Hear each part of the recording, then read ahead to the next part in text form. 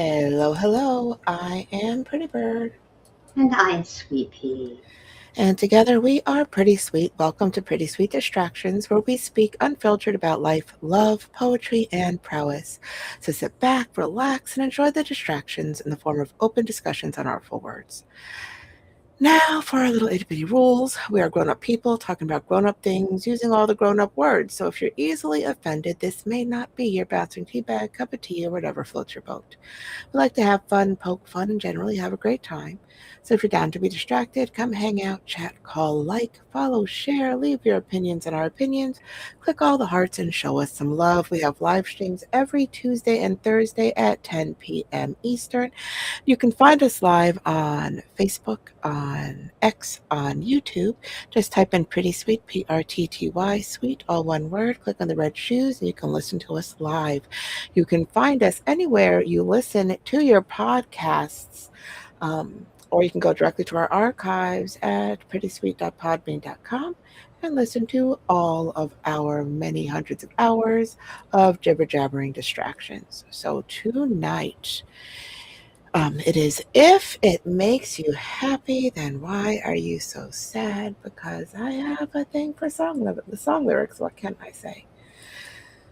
So too often we find that when we get exactly what we thought we wanted, it isn't as joyful or fulfilling as we thought it would be. It's not that there's no joy in it; it's just less than. So maybe um, we hope for unrealistic changes. Maybe we're more excited about the idea of it, the possibilities of it, and the reality just falls short. Sometimes we think if we have this or do that, we'd be happy or happier. Other times we get exactly what we want, and we are still miserable because, it's part of the human condition. Oh my goodness.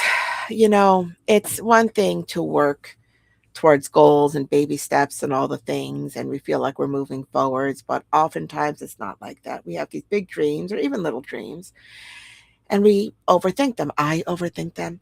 And, you know, I think that thinking too much, which I do all the time. So, speaking from experience, it can just really just talk you out of all the things that you ever wanted to do. And the trouble that I see, or the trouble that I've had, or both, whatever, they're not mutually exclusive, me and others, I would like to think I am not alone in, these thought processes. Um, Sometimes the fear of success rivals, if not surpasses, the fear of failure.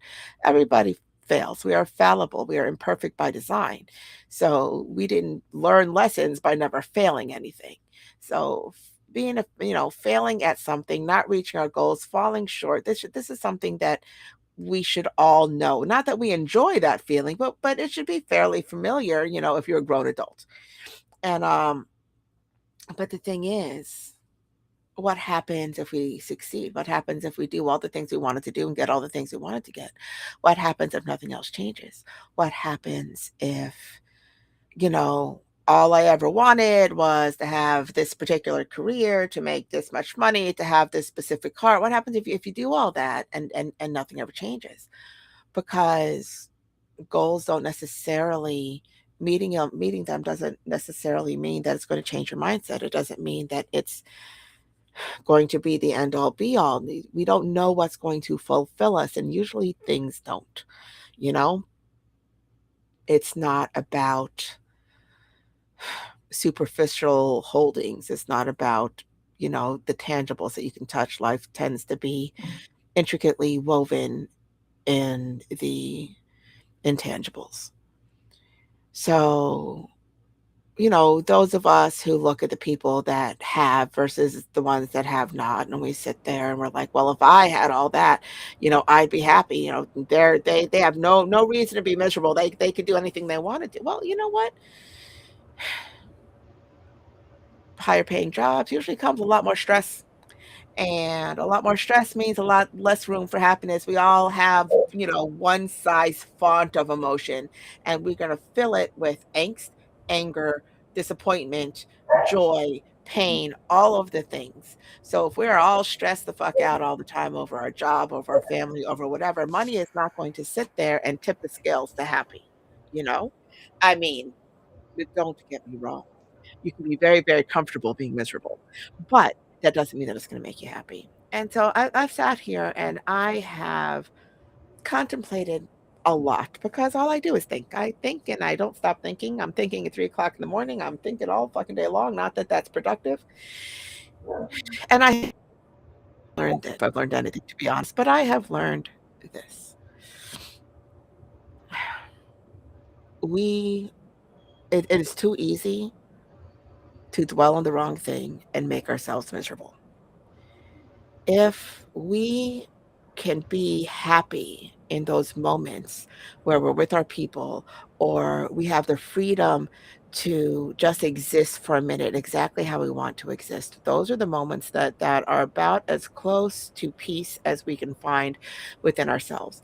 The joy in our children, the joy in our friends, the joy in the peace and quiet if you get some. I don't, wish I did.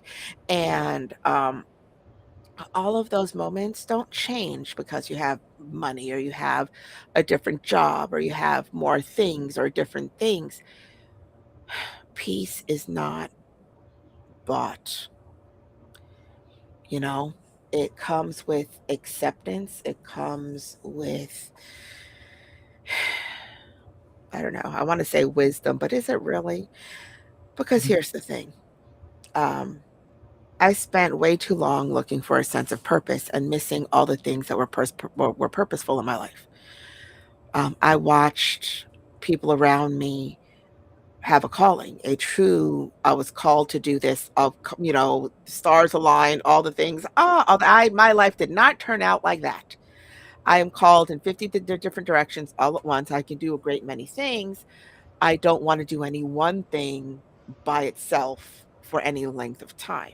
That does not lend itself well for a fulfilling, um, purposeful career path. It's because it leaves all the other things open. So I don't know if I'm broken.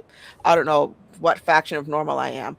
All I know is that being around all these people that are called to serve or called to create or called to do all these things that there is no denying that this is what they were meant to do, you feel like you have no sense of purpose. If you have no sense of purpose, it doesn't matter where you find your joy. It doesn't matter what you think peace is supposed to look like. You won't find it because you're going to be like, well, I'm missing this sense or I'm missing this calling. Why don't I have a calling? You're going to look for a calling. Not everybody is called to all the things. Some of us fill in everybody else's gaps. And I know that sounds like bullshit. And I know that that sounds, and I didn't know that I was going to have this conversation today. So out my ass it comes. But it's true. Sometimes we are the catalyst for other people's greatness. And that does not mean that we are not great. It means that we see where somebody needs a push or we see where somebody is doubting themselves and they can't see how amazing they are. And we see all of these things, or if we're in a situation where we're working on a project with a team of people and everybody's so focused on whatever, and you see the gaps and where things fall through, it is not nothing. It is all the things. And it's just as valid and just as important as the front lines. Because I don't know if you noticed all the big wigs with all their corporate speeches and all their whatever not, they don't write that shit at all ever. So somebody has to fill the gaps. And it's all about what you think holds purpose. And I find that the way we define that for ourselves is directly related to how we see ourselves in general. And I don't know anybody who does not have some kind of warped sense of self. We're like, okay, these are the facts about me and what I do and how I see things and whatever. And we're going to skew them with our emotions, with our experiences, and they're never skewed in our favor. Okay, that's not true. Sometimes they are, but they're really arrogant and they're really, really assy. And I don't hang around with those people. But for the most part, we see ourselves as more flawed than our friends and family see us. And if we keep on seeing ourselves as less than what we are, we're never going to feel like we're living up to some fake potential somewhere that we put on ourselves, or that we always fall short of something that doesn't even exist. And if we do that, then if the goal is happiness in something we do for ourselves, we will never reach it, because that's we don't tend to do for ourselves when we fill gaps for others. Now, the ones that do, and they have this calling and all this stuff, they don't get to where they need to be by themselves. And this isn't a, well, they're riding in on my coattails. No, the world is made up of symbiotic relationships in nature and animals. The rhinos have the birds that pick the bugs off their back, and all those things. They work, in tandem. And we just tend to not see it with people, because we live in a society that is slowly morphing into, I don't need anybody, and everybody needs to do all the things. I am entitled to all the things, and I need not do for anybody. It's kind of disgusting. I mean, the kindness, general, courtesy and common sense and manners and all the things have kind of been pushed to the wayside with this sense of empowerment that nobody's going to hold me down. Okay, that's great. More power to you. I'm not poo-pooing that. But in order for you to do that, you need to step on somebody else so that you feel higher. You are the asshole. And so I sit here and I've contemplated the people in my life that have taken different paths, that and we all know people that are like, I did this and I did that and me. And we all know the people that do so much and never say a word. And I have found that peace is somewhere in the middle of that. Because if you have to go, I did, me, and that means nobody is telling you any more, you know, thank yous and appreciation than the person who doesn't remind anybody. Only one needs the accolades and forces their hand, and the other one just waits to be seen. And neither one of those is fulfilling in any friendship, relationship, family dynamic. It really just isn't. So if it makes you happy, why are you so sad? And that is a good question. So here's the thing. Emotions are not ever one at a time. If they were, jealousy wouldn't happen, because that's, love and pain. And that's because if you didn't give a shit, you wouldn't really be jealous. And it may not be love, but it's something that is more than nothing. And so it's never just the one fucking thing. I found the greatest joy in my family, in my nieces and nephews, in my children, in all of these people that just had not yet learned how to stifle joy or pain. And they had these big feelings and they're never afraid of them. And it was a beautiful thing to watch. It still is. And then, half of them are grown, and it's still a beautiful thing to watch. And I could watch that and in those moments be so full of love and so full of joy that I could almost forget the loneliness or the depression or the anxiety or the pressure of existing in a house that's supposed to be two grown-ups and is one grown-up because travel and work and all the things. And so now you've got the four kids, or how many kids you have, because I have a lot, and doing 10,000 things. Now I chose that. So I'm not mad at the situation. It's just sometimes it's overwhelming.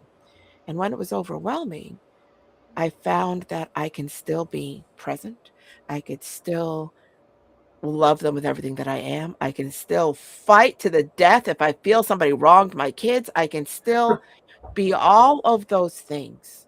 And at the end of the day, when I would put them to bed and sing them to sleep and do all the mommy things and clean up all the kitty mess and do whatever it is, and I finally am sitting alone in the dark, it's empty. And it doesn't matter how full it is when others are there, when you're full of the love. If you're in a room by yourself and the lights are out and the world is falling asleep, it's very hard to deny the parts of you that you deny all day to be able to be present and feel that joy and pride and all the things and the kids and do all the responsibilities, because that's when it all comes down at once. And then you end up hating yourself for it.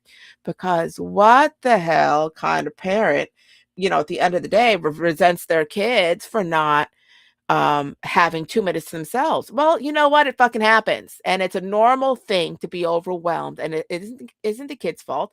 And it isn't that the moms don't and dads don't love their kids. And it isn't that they want to change the situation by not by being away from them or not spending as much time with them. It's that sometimes it's just freaking overwhelming, just like sometimes work is overwhelming. And not everybody has 6 hours after work to yell at video games and get over their shit. Sometimes you got to suck it up and be a grown up, and it has no place to go. So we internalize that, and it sucks. And so here's the thing. Yeah. When the thing that makes you the most happiest is also the thing that gives you the most stress or worry or takes so much time that you feel like you're not even your own person, it they're not mutually exclusive is all I'm saying. So I love the lyrics of this song.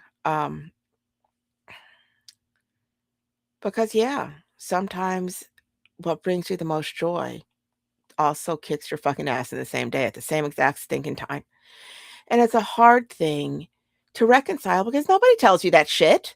No, that's not what you see on Facebook and social media. You see, oh, this pristine, perfect nonsense. You see, these people singing kids, and you see their perfect hair and the perfectly clean clothes, and nobody ever has laundry. And all of this stuff in life doesn't look like that. And sometimes when you've got 4 kids in 3 different schools and 4 different after school projects, and then after their extracurriculars, you've got, scouts and shit that's 2 hours after everything. Then you're supposed to feed them and give them a bath in the same day. It's a freaking lot. And nobody tells you that it's okay if, you know, on those nights, they get Taco Bell on the way home. Yeah, you don't have to cook, wonderful shit every single fucking night. They don't care so long as they eat. That nobody tells you that you don't have to run all of the things that your kids are in. Nobody tells you that you are not failing them if you tell them no because it's just too much. Nobody tells you any of this. Like, well, if you loved your kids, well, if you weren't so selfish, well, yada, yada, blah, blah, blah. And the pressure out there is a lot. And it's not just children. It is everything. Well, if you wanted to get ahead at work, you would show some initiative. You would do all of the stuff that isn't in your job description, without any overtime to show that you really want to be here and you're showing it up. No, I mean, you are not paying me to be here extra. I am not doing somebody else's fucking job. I will gladly give you insight and offer things that you can pay me for, but you're not going to pressure my lazy ass into doing somebody else's job, while being at work and taking time away from things I could be doing elsewhere for no extra money. I was like, girlie is not stupid. But people are, because they're like, if you want to get ahead, you have to be here like this. And this person over here is this, and this person over there is that. And look, they did all this extra stuff, and they good for fucking them. They're also a tool. And you wouldn't be telling me this if you weren't looking for an alternative. You would just give them the raise and the promotion and the whatnot. But people find it hard sometimes to say no to a boss, to turn things down, to say, no, I can't come in this extra day, because the more you say no, the more you say no, the more they don't count on you. When you turn into somebody that they can't count on, you're expendable. And the fear is real. The job market sucks. It's all of these things. And so now you hate yourself for taking time away from your family, or taking time away from your teammates, or taking time away from whatever it is that isn't work, because everybody has responsibilities. And now you don't know who you are, because you swore that you would never be that guy. And now you have to be that guy because you can't lose this job because it took you so long to find it, and all of the things. And the world puts pressure on us, right? And we're chasing the things that we always wanted, that we thought we wanted, that we believed we still want in some kind of way. And then we're working towards it and it's not worth the price. But maybe it will be when we finally get to the destination. But is it really the destination or is it actually the journey? And the thing is, more often than not, in the people that I know, but I know some flaky people. I love some flaky people, but sometimes, flaky is flaky, that they will be, three-quarters of the way to their actual goal and then be all full on squirrel brain because something they had to do was like, oh, well, that's different and that's interesting. So let me focus on that because it's different than the tedium, therefore it's kind of fun. And so if you do that and you're good at that and you go sideways, it can bring you to a whole new career or it can completely derail you. And I'm also a squirrel brain kind of person. And so I've never been in a straight Squirrel. line. I'm all over the fucking place. So here's the thing. If we define ourselves by what we believe will make us happy, if I had a spouse, if I had my own family, if I got a dog, if I had a better job, if I had a better car, if I had more friends, if I lost the friends that I have because, flaky is flaky, if one or all of these things, the idea is that, well, maybe my life will be better. It doesn't change you. And I hate to tell everybody, but you're the problem. I'm the problem. We are the problem. We are our own worst enemy. If we can't find joy in the tedious things that we need to do, so outside of what has to be done, if we can't find joy anywhere within ourselves or with who we surround ourselves with, change the people we surround ourselves, and maybe, manifest some joy. Maybe you need the affirmations. Not everybody does, but they never hurt. Um, because here's the thing. Sometimes things just suck. Sometimes work sucks, sometimes family sucks, sometimes everything sucks. And we still have to go and do what needs doing. Because if we don't do what needs doing, then we're going to be the next homeless person on the street because we didn't give a shit. And then we're going to blame everybody else. Not that homeless people blame other people, but I know I would. Well, look what you made me do because I don't want to. It can't be my fault if I get myself in that situation, but it's our fault.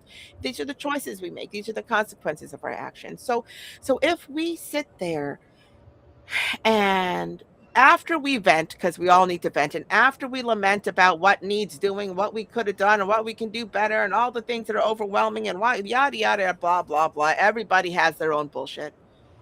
If we can't just take a deep breath, shake it off, pick one good thing to focus on for 5 minutes, reset our brain a little bit, and then still do what needs doing, but with a little bit of that love interlude that you don't need somebody else for in your head. It's all the thoughts, it's all the memories, it's all those moments where you found peace. There are good things in the past, even when it's riddled with trauma. There are good things to come because, you know, it's not like we all know what's coming up there. We can work and work and work and do all the things that we think are right, and life will still bring us sideways. So here's the thing. If we don't, and I struggle with this, so I'm in the middle of it, and it could just be me. So whatever, I'm a weirdo, it's fine. If when we are fully drowning in our own shit, because it's usually our own shit, or at least 50% our shit, which means that we can change it. So when we are drowning, I am willing to bet even money that it's our outlook, that we are focusing on what we can't do, what could have happened, what the choices we didn't make, the reactions that were expected that didn't happen, the other people's choices that affect us, all of these things that we cannot change, that we could not foresee, that we couldn't have changed it if we could have changed it if we did foresee it, that they are useless and they weigh too much. We're like, all right, well, that unfortunate shit happened. Where do we go from here?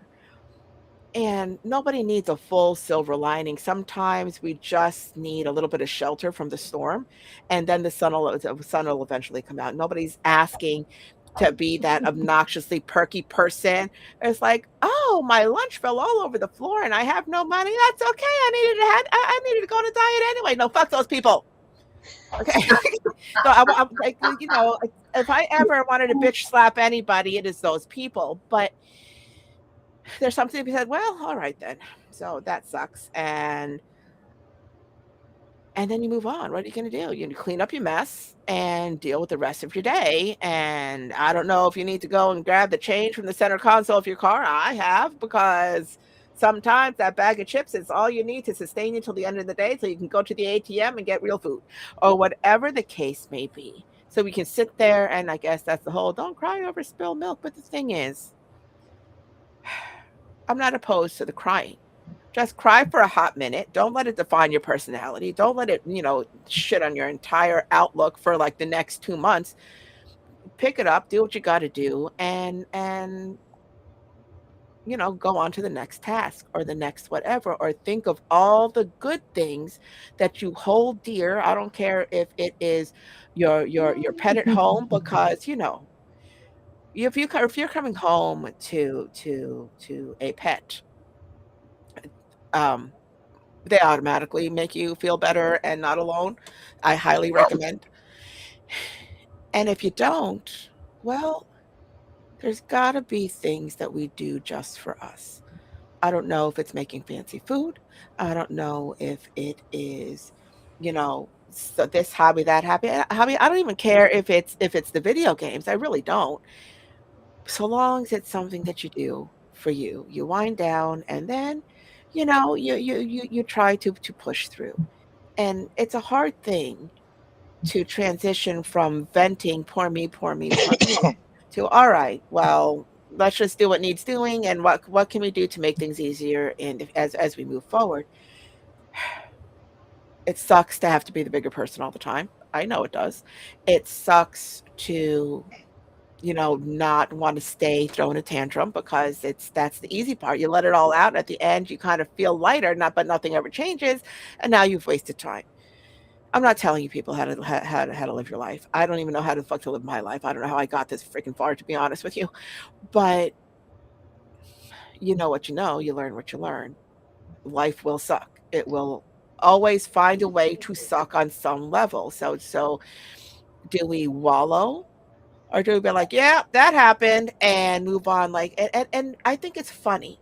And I will go back to my kids from now until forever, because they taught me more than I could ever teach them.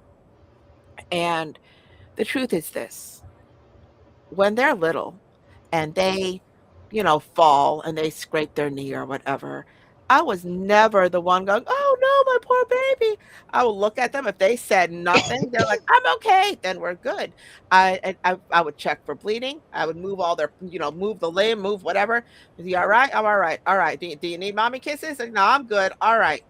Okay, Because so I because if I taught them how not to get up, how to sit there and cry and get babied and all of this stuff, I would do them a disservice. And every single one of them will evaluate the situation, and if they need help, they'll be like, listen, I have a problem. Because you teach them young to evaluate that situation and basically weigh the pros and cons. If I have to go over there and get more than a band-aid, then I'm going to miss playing on the playground with my friends, and we only come here twice a week. No, I'm good. We're fine. It doesn't hurt, I promise. And it doesn't really teach them to lie, because you still check up on them. You're like, let me see, and they shake it around. All right, you're good. So you make sure that they're okay, obviously, but you know, I never understood running up to somebody with a full first aid kit going, oh my God, my baby. I never understood that. And I'm just not that person. But when it comes to my emotional pain, my personal pain, I tend to wallow, and not because of anything other than I need to feel things. I need to understand the things before I can move on from the things. Is that the healthiest way to go? No, the fuck it is not. But most people, most normal, healthy people will sit there and they will be like, all right, so this happened. And then they'll kind of revisit it and whatever as they are moving through. No, I will wrap up burrito style. I will bask in it. I will roll my scent all up in that blanket till you can't tell, that burrito blanket from my freaking butthole. And then I'm like, okay, now I can move on. I do not recommend, but so I wish I can be exactly who I taught my kids to be. Evaluate the situation, make sure, your emotional limbs aren't falling off. If so, put a band-aid on that bitch and keep on going. Because then you're still useful. Then you're not up your own ass. Then you're not sitting there Yeah. building an entire false, and I will say that again, false set of possible experiences as to all the what ifs and maybes and all the things that haven't happened that are likely not to happen, but you have to think of all the things, because if this thing over here happened sideways once, then all the other sideways possibilities are now possibilities. It is a waste of time, and by the time you're my age, it's a waste of half a life, and I and no. So, and we do it to ourselves, and it's unfortunate. So here's the thing. I don't think the problem is, well, if it's supposed to make you happy and it doesn't make you happy. I think the problem is we don't know what makes us happy, because we classify things as what other people think other should make us happy, what the expectation of happiness is, what we were taught Ah, happiness is supposed to look like. None of that has anything to do with us. If we ah. sit if we sit there and we think about where we find our own personal joy, it'll surprise us most of the time. It's the little things. It's, your kid's face when you remember to cut the crusts off of their sandwich and cut them in triangles because they don't Mm. like squares, and you don't have to tell them, and then or you cut them to dinosaurs. Woohoo, surprise.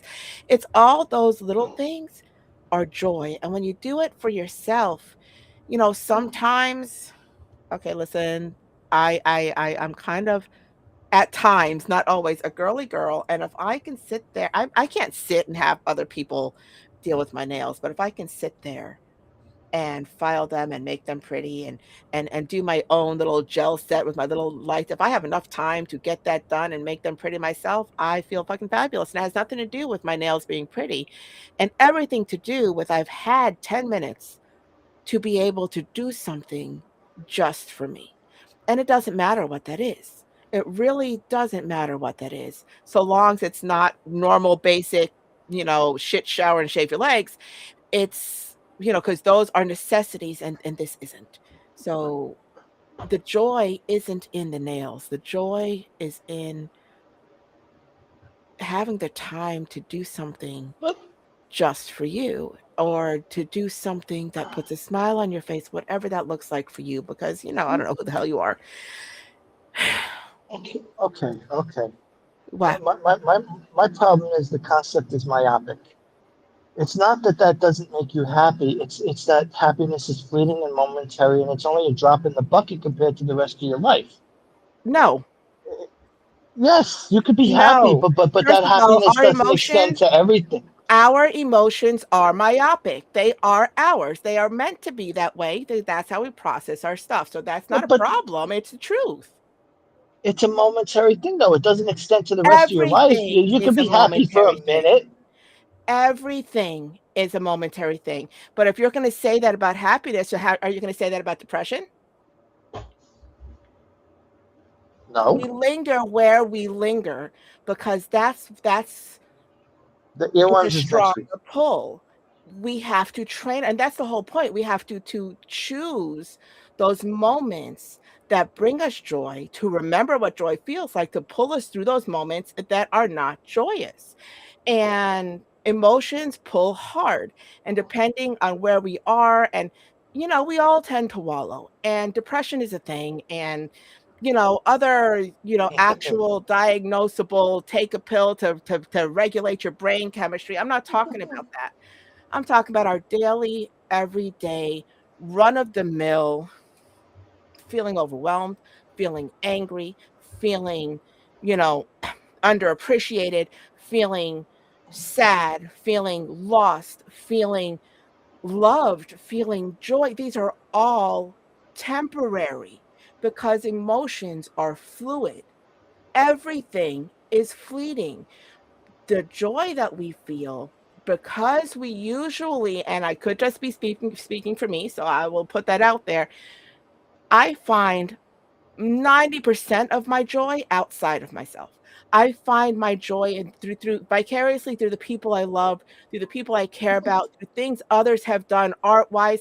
It is not mine. I and we have to learn how to make it ourselves. That's the whole problem, because we own our pain. We own our depression. We own the way we wallow. We own what pisses us off. We own everything else except for that joy. That's on us as individuals. It's not the happiness fault. Happiness isn't fleeting on its own. Happiness is fleeting because we allow it to be. Happiness is fleeting because we do not claim it as our own. We will claim that pain tooth and nail till the day we die, and we will not claim that joy. That is on us as individuals. That's the whole point.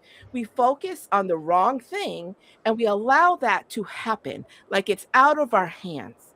Now, I You don't said buy it yourself. what? You said it yourself. The people that claim that joy are the ones you want to choke. No, no, no, no. The perky little lion ass little perky things. Oh, everything's hunky dory. That's all bullshit. That is not what joy looks like.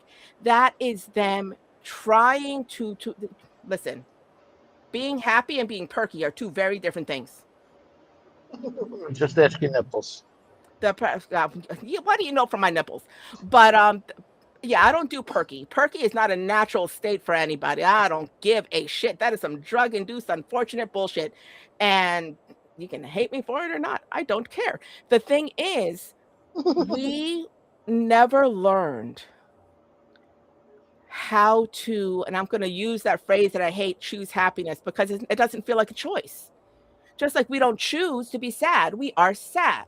But we're supposed to choose to be happy, or we are happy. Here's the thing, it's not about where you land, it's about where you focus.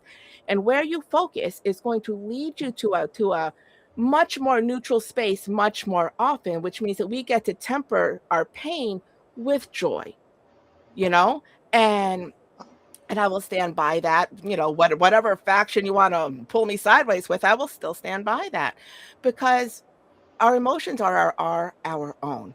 Despite what our parents are like, put a smile on your face, or you're to this, or don't let them ever see you be upset. And don't let them think they got, you know what? I feel how I feel. It is what it is. I am not ashamed of my emotions. I may not always share them with everybody, and they may not be for public display, but I've never been ashamed of them. And I'll award anybody around me. I'm having a day. I'm just letting you know.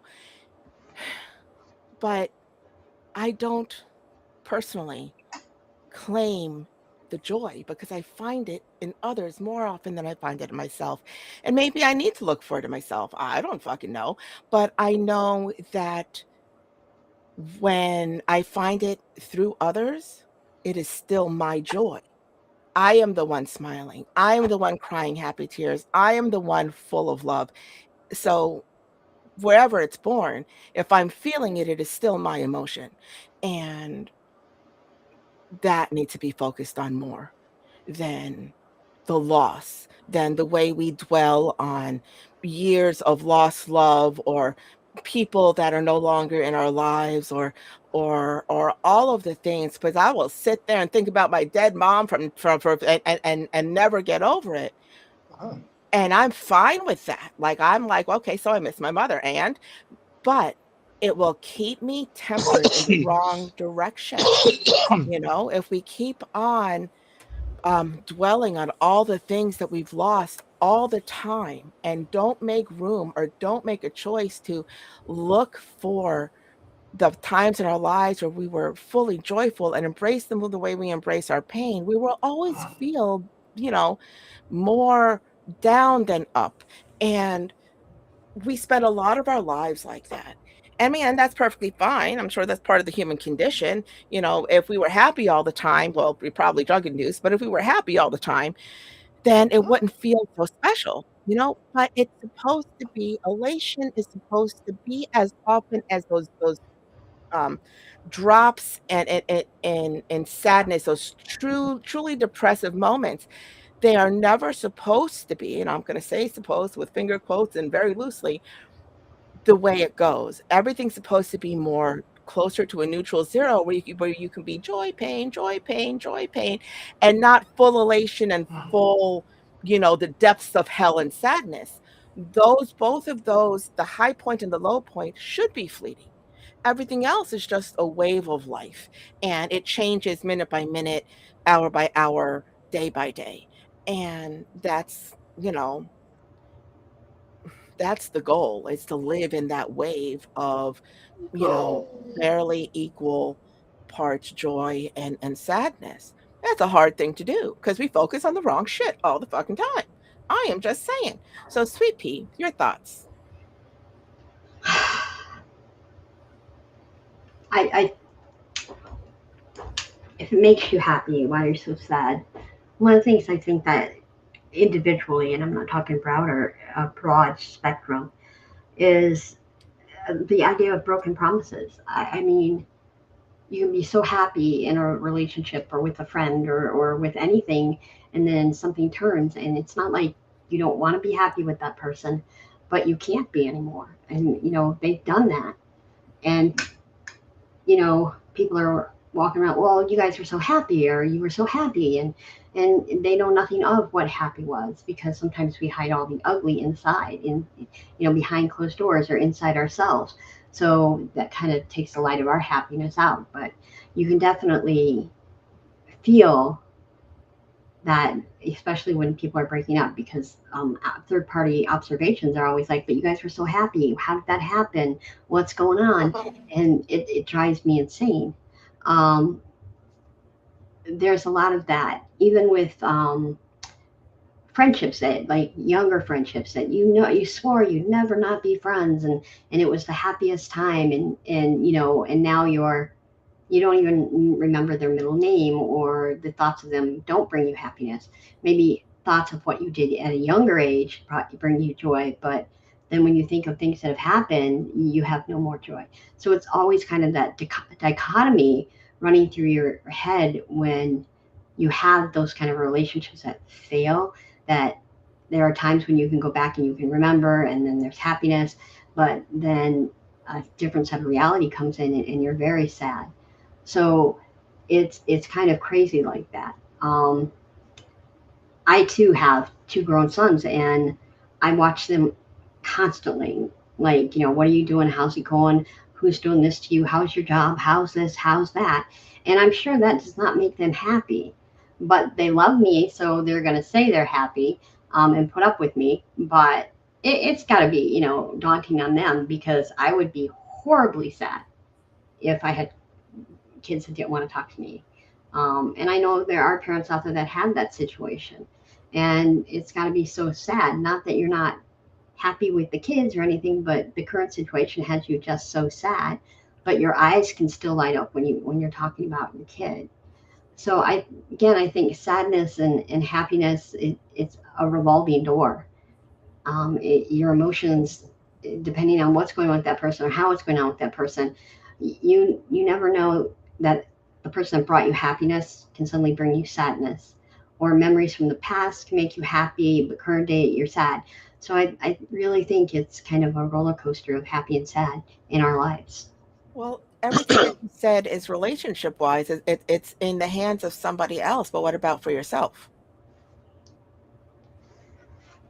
Well, I think it's the same way. I've been in relationships that I would never even consider going anywhere near, but I have tons of great memories. And when I think about those are really great. But the situation we're in now makes me very unhappy. But what about just for you, outside of the relationship dynamics, when it's you by yourself, where does the happiness lie? Where where is the joy found?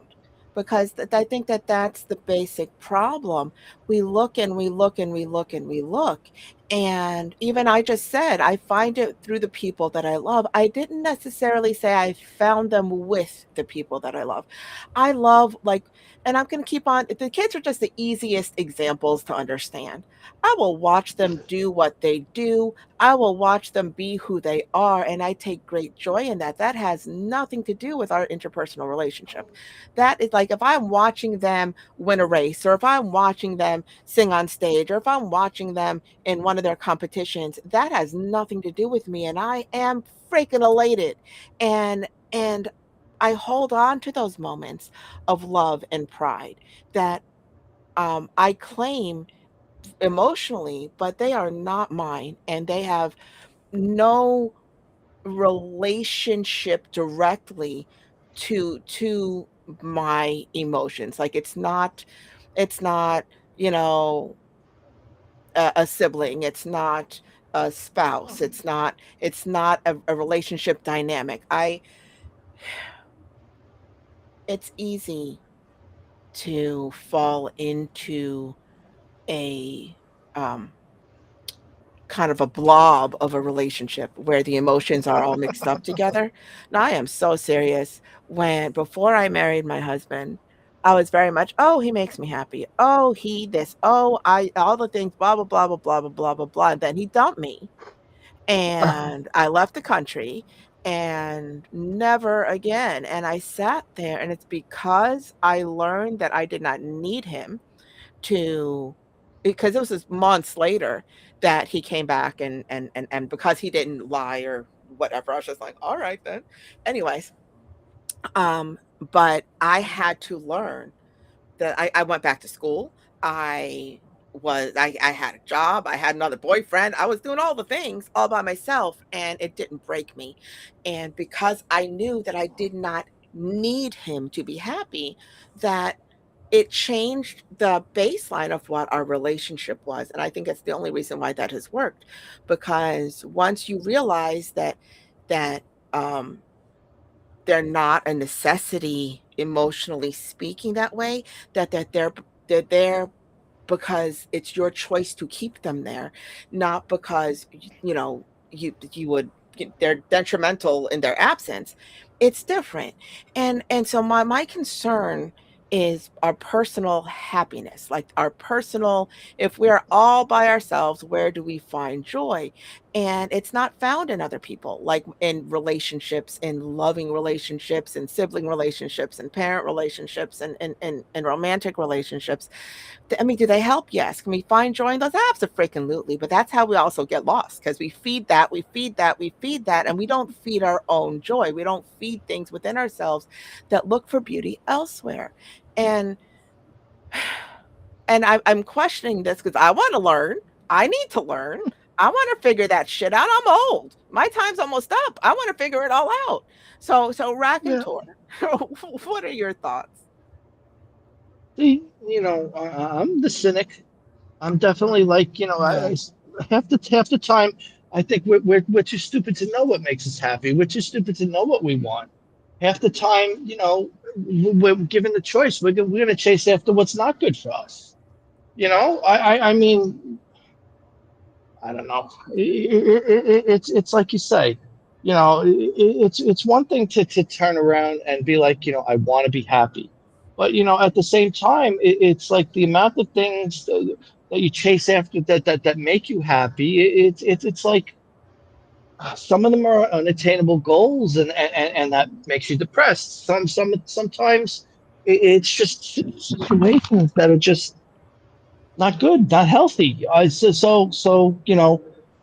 this is why people get sad because they get attached to things that they think they want, and then they reach out for them, and then they get smacked in the hand, Things and are I don't. people. Well, I mean, either or, because so it works. Desire is desire. Well, desire isn't joy. It gets mistaken for joy, but That's the especially in the problem. scenarios that exactly, and that's part of what you're talking about too, though, because well. A nice piece of cheesecake makes a lot of people happy. This is But true.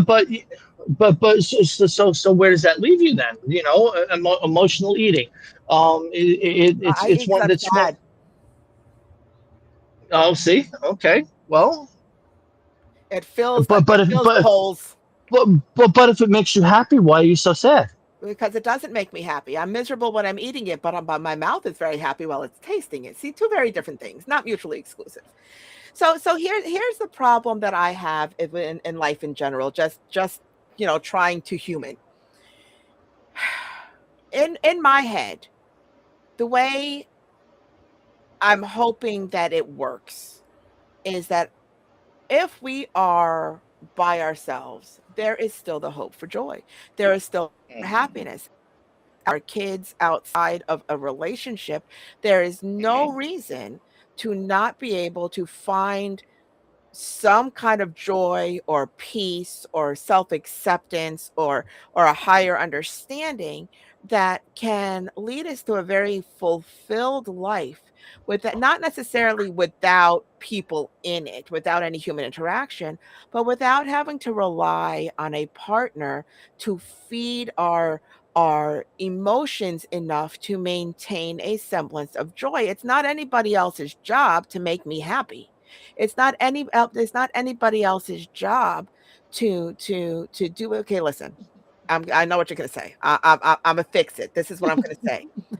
In a loving relationship, we should wanna take care of each other. We should wanna see each other happy, yada, yada, blah, blah, blah. This is true, but it is not somebody else's job to make me happy. It is somebody else's job to make sure I'm emotionally safe when I'm not happy. And that's its own kind of joy. You know what I mean? That kind of safety brings its own kind of peace. But I can't write I listen, the people that try, that go out of their way to try and make me happy in ways that prove that they don't know who the hell I am does not make me happy. It pisses me off and hurts my feelings. I'm like, "Don't you know me at all?" The answer is no. Oh my, Pepperoni it's like that. pizza. Exactly, is exactly what I was gonna say. And so when people try to do the right thing that they think is good, that would make them happy, so therefore should make you happy because they know you so well, it doesn't work that way. It's nobody else's job to make me happy. It is not my job to make somebody else happy. It is my job in my loving relationships, whether it is siblings or parental or spouse or whatever relationship. It's my job to make sure that I'm there for them when they're not, and to make sure that the things that I do don't hurt them. And hopefully there's enough love in that to bring joy.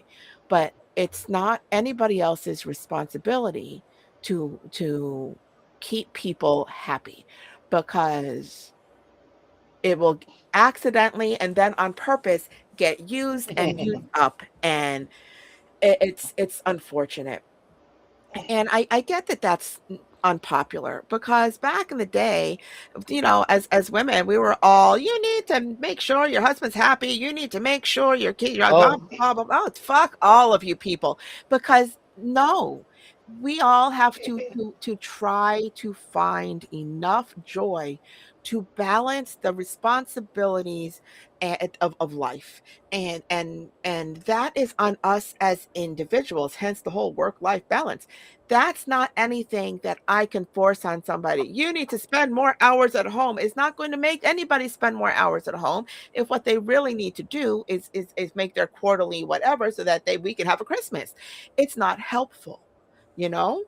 So the best that we can do is make sure they have a hot dinner, make sure they have all the sex, make sure they have all the space they need. If they need the space, make sure you're there, make sure that they know that whatever it is, you're not going to love them any less, even if they quit their job. And it's a hard thing to do, because the reality of life is we need money. We need money to be able to pay the bills and feed our children and keep a house over our heads. It's a hard thing to balance. It's a hard thing to balance for ourselves. We can't balance it for somebody else. That this is something that is a personal requirement, individually speaking. So where does that leave us when one is on a completely different plane than we are in understanding what that's supposed to look like? Sometimes it just sucks. And sometimes after, decades, we're just not compatible anymore. Sometimes we grow together, sometimes we grow apart. Sometimes we grow apart and have to learn how to love the new versions of each other, but we can't do that until we learn how to love the new version of ourselves that we didn't even know we morphed into, because we don't ever pay attention to what the fuck we have become. We just think we're the same as we always were. I promise you, I am not the same as I was 10 years ago, and I sure as hell am not the same as I was when I was 20. So, how do we not notice that we are so different?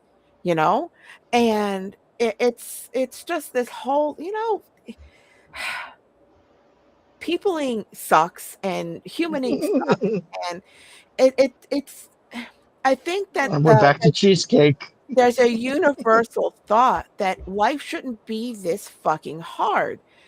Where the fuck did that come from? Who has it easy? I don't care how much money you have. I don't care how many kids you have. I don't care what. We just have a different set of problems, and none of it means that it's easy.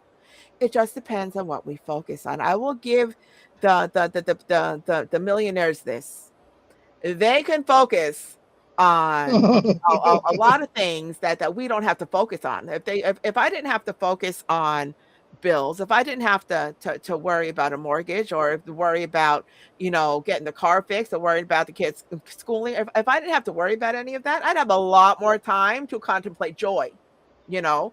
So there is that. But outside of that, now it's got its own problems, because they tend to want to keep up with the Joneses. They tend to now they need to do this, and now they need to do that. And just because you have more money, it kind of means you, for the most part, you have more things and more expensive things. So their margin of fluidity may be at the same percentage. It just doesn't look that way because they're working with larger numbers. I'm just saying. You know what I mean? But we can't look at other people and what they have or don't have to judge how Right. we live, or who we are, or how we choose to see a day or a moment. Here's the thing: if somebody's going to come at me and make me feel invisible, I'm going to wear that shit to prom. And I'm going to wear it until that dress falls off, which is a very long time. And I hate that about myself, but it's also true. I mean, until, you suck it up and you realize that dress doesn't fit me and it's not my color and you're the asshole. But that's also how resentment is born, Like, why did you force me to wear that shit, you know? Even if we did it to ourselves. And we have two choices in situations that bring us down. We either rip it open right there, or we sit with it a hot minute and decide a softer way to do it, or if ripping it open is worth a damn. And that kind of emotional contemplation takes a lot out of us. And then, you know, in those moments, we can't even see the joy. We can't see the love. We can't we because we have to suss that out. This is like this ebbing and flowing of this tumultuous freaking shoreline of hope or despair, because they both look the same depending on which way you focus. It's a mess. Oh my goodness. What I find most interesting in all of this is that it is really ridiculously easy to find the joy for other people compared to ourselves. I can look at any one of you. I can look at any one of my friends. I can look at them like, yeah, but at least there's this. And what about that? And did you forget about this? And don't forget who you are. And all of these things that are true that fall by the wayside when we're contemplating our own shit. And when you do that for everybody else, you know what happens? Oh, I'm just going to make myself cry because, oh, apparently it's going to be one of those days. So you want to know what happens? People think What? that you don't need it. People think that you don't need any of it. And so the one who sits there and lifts everybody else up and will let them stand on their back so that their feet do not touch the water, get nothing in return, because sometimes it just happens that way. They're overlooked more often than appreciated. They are appreciated in the moment. But how dare we need whatever? Because we would never say, "Excuse me, it's my turn. I need you to love me." Nobody says that, and the ones who say that tend to be really, really, really needy and say that to everybody about everything. And so, no, but it doesn't mean that we don't need it. So what happens in those moments where you see the joy for everybody else and nobody sees the joy for you? How do you climb out of that by yourself? I'm just saying. But we have poetry to read, so let's start that shit because it's Do already we? 11 o'clock. Might as well just do announcements. All right. I So didn't what is realize. coming up? Well, yeah, no, listen, I've had a day and you can tell. All right. So what is coming up on Thursday? All right. Let's see. Did I forget to touch it? It is going to be the 13th. So this is made with love, your family heirlooms. And we're going to talk about many of us have treasured items inherited from or made from people we love. Grandma's quilt, the sweater you hung, the trinket box your uncle made you, the ornaments you made for your aunt, a custom gift from a cherished friend. Is it the is it the item, the memories, or the love that turns it into a treasure? What is it about items made with love that elevate them in your head? And that will be Thursday. And that's gonna be a fun conversation because we've all had things that remind us of all kinds of people, and that's gonna be a fun conversation. But on Friday, the 14th, it is Earworms Part 2, a pretty sweet story time.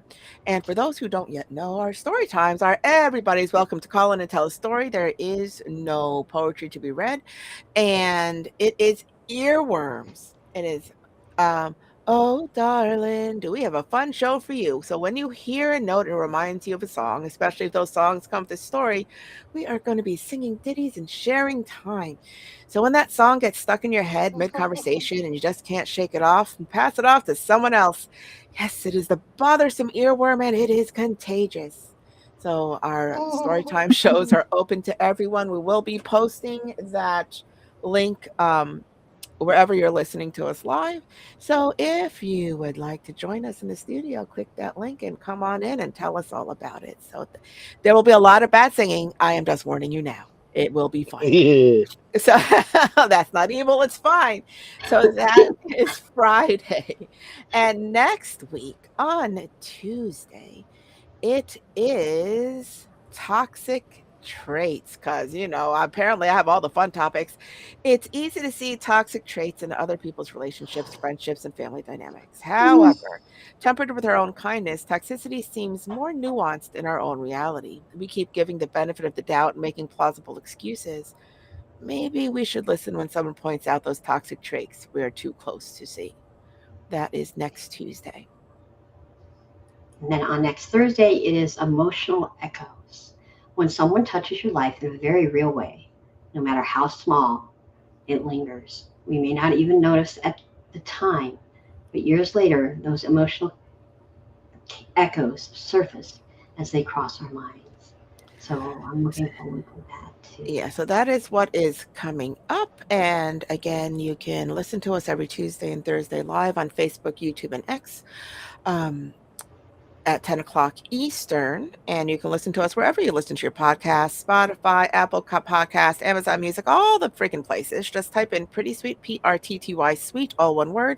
Click on the red shoes. They are the same everywhere. And click through and listen to hours and hours and hours of us talking about all the things using all the grown up words. And if you want our full archives, go to prettysweet.podbean.com. So like, follow, share, leave your opinions on our opinions. We would love to hear from you and click all the hearts and show us some love. So that is how you can find us. And again, we are live Tuesdays and Thursdays at 10 p.m. Eastern Time. And So, sometimes on Fridays. well, every second Friday of the month, usually, sometimes, yes. So that is what is coming up. And now on to our poetry. I am going to start with me because I'm at the top of the list, not because I am big headed, but just because I happen to have been first. I'm not always first. and that's fine. So this You need to is, put yourself first. do I though? You do. No, not always. Maybe on occasion. That is an unnatural state of being for me, which is probably why I've got a fucking problem. I'm just saying. All right, so this is Cradled in Silver Whispers by me, Pretty Bird. And it goes like this.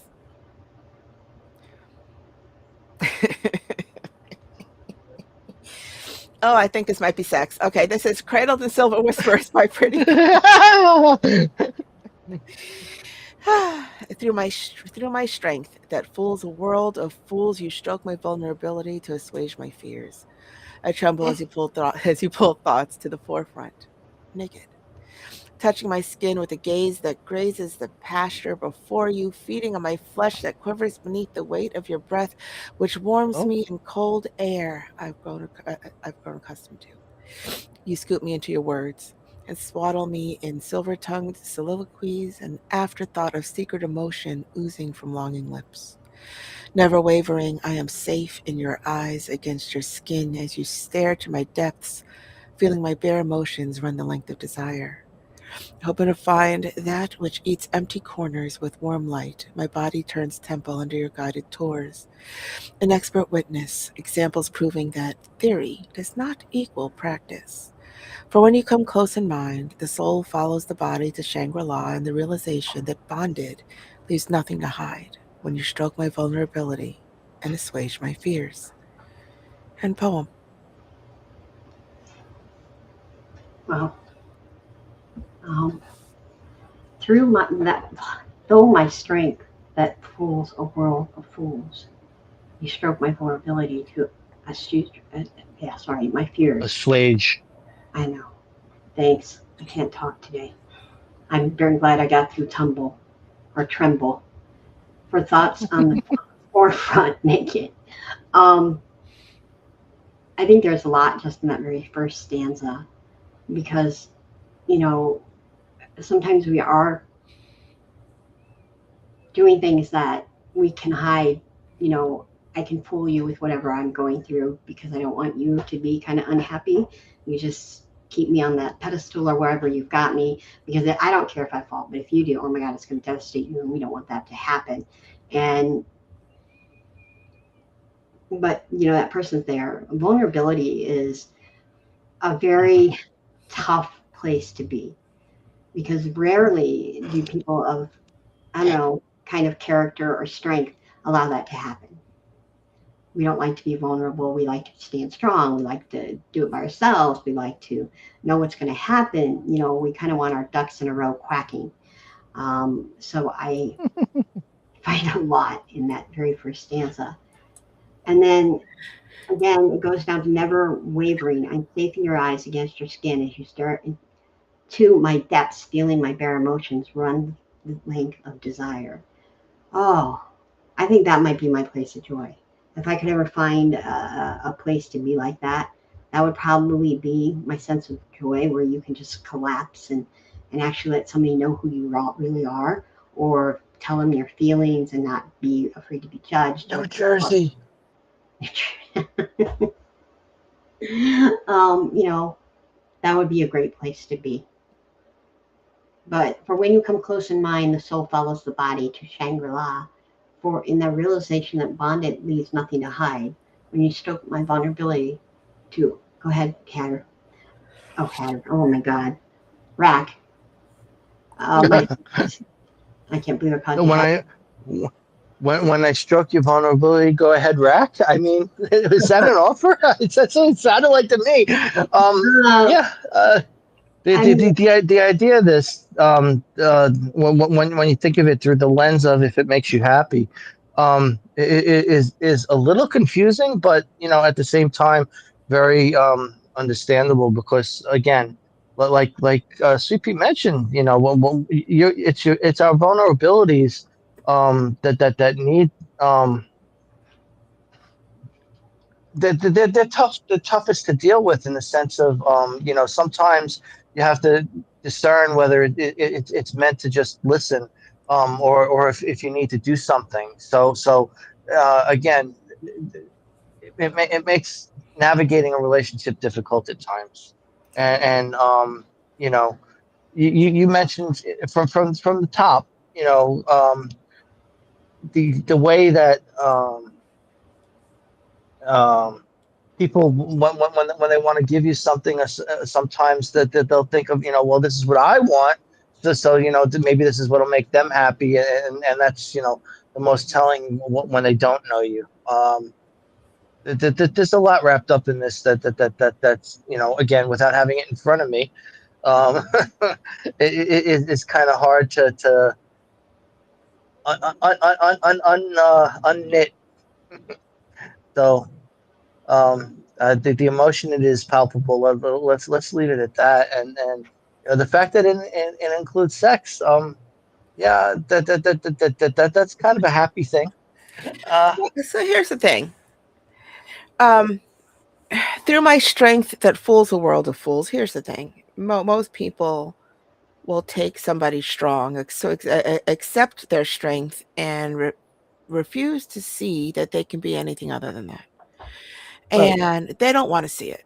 It makes them uncomfortable when the people holding them up crack, even though people are people and it's not a crack, it's just another facet. It's a hard thing when you are forced into a position of strength that does not waver for everybody else, and nobody wants to see the truth of that soft underbelly. So when we get to the you scoop me in your words and swaddle me in silver tongue soliloquies, when we get to a place where people will listen and actually be there and follow through, that vulnerability doesn't feel like vulnerability. It feels safe.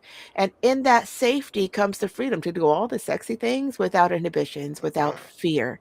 And that's where trust grows. But this isn't even about trust. It's very much about, well, you see all my broken fucking bits and you love me anyway. And now I love you more. And I yeah, sex is a bonus because you only get okay, listen, everybody can have sex. Yeah. Everybody can get to the finish line. Everybody, it is a physical thing. Okay.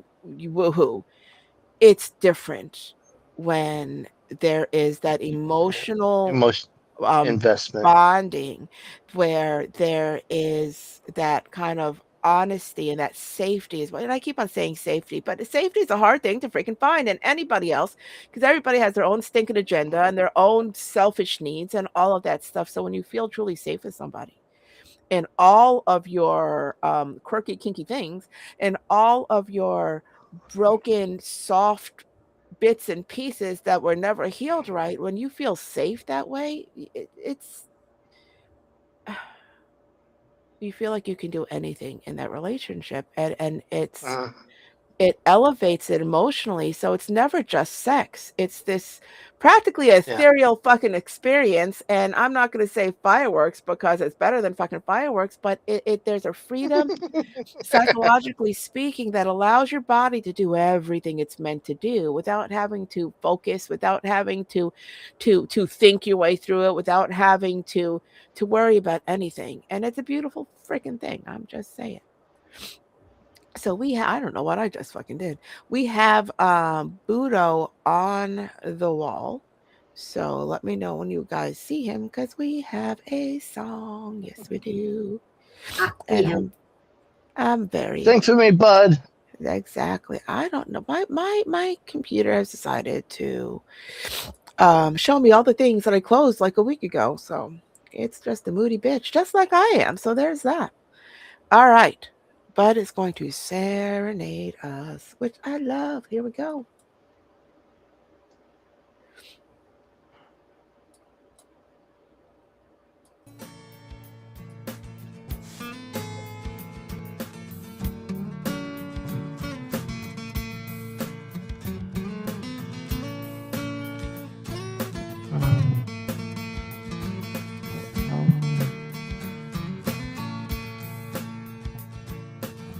You left me here on Monday morning,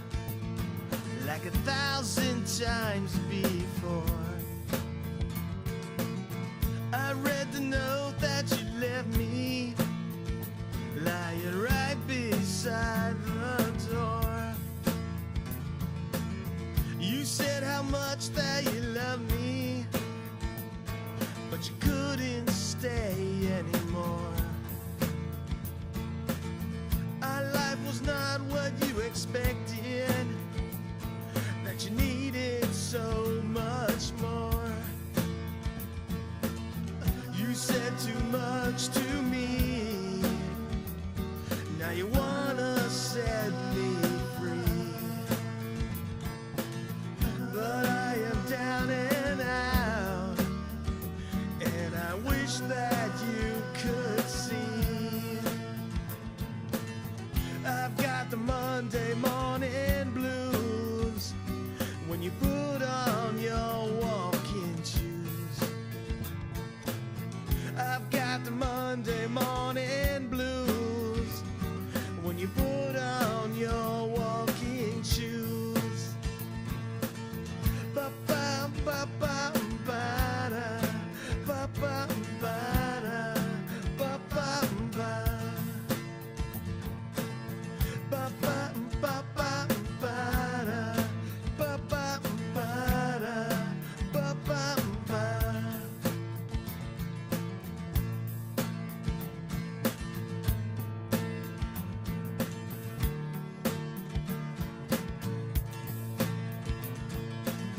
So here we go again. I'm gonna ask you when. For how long will you be gone this time?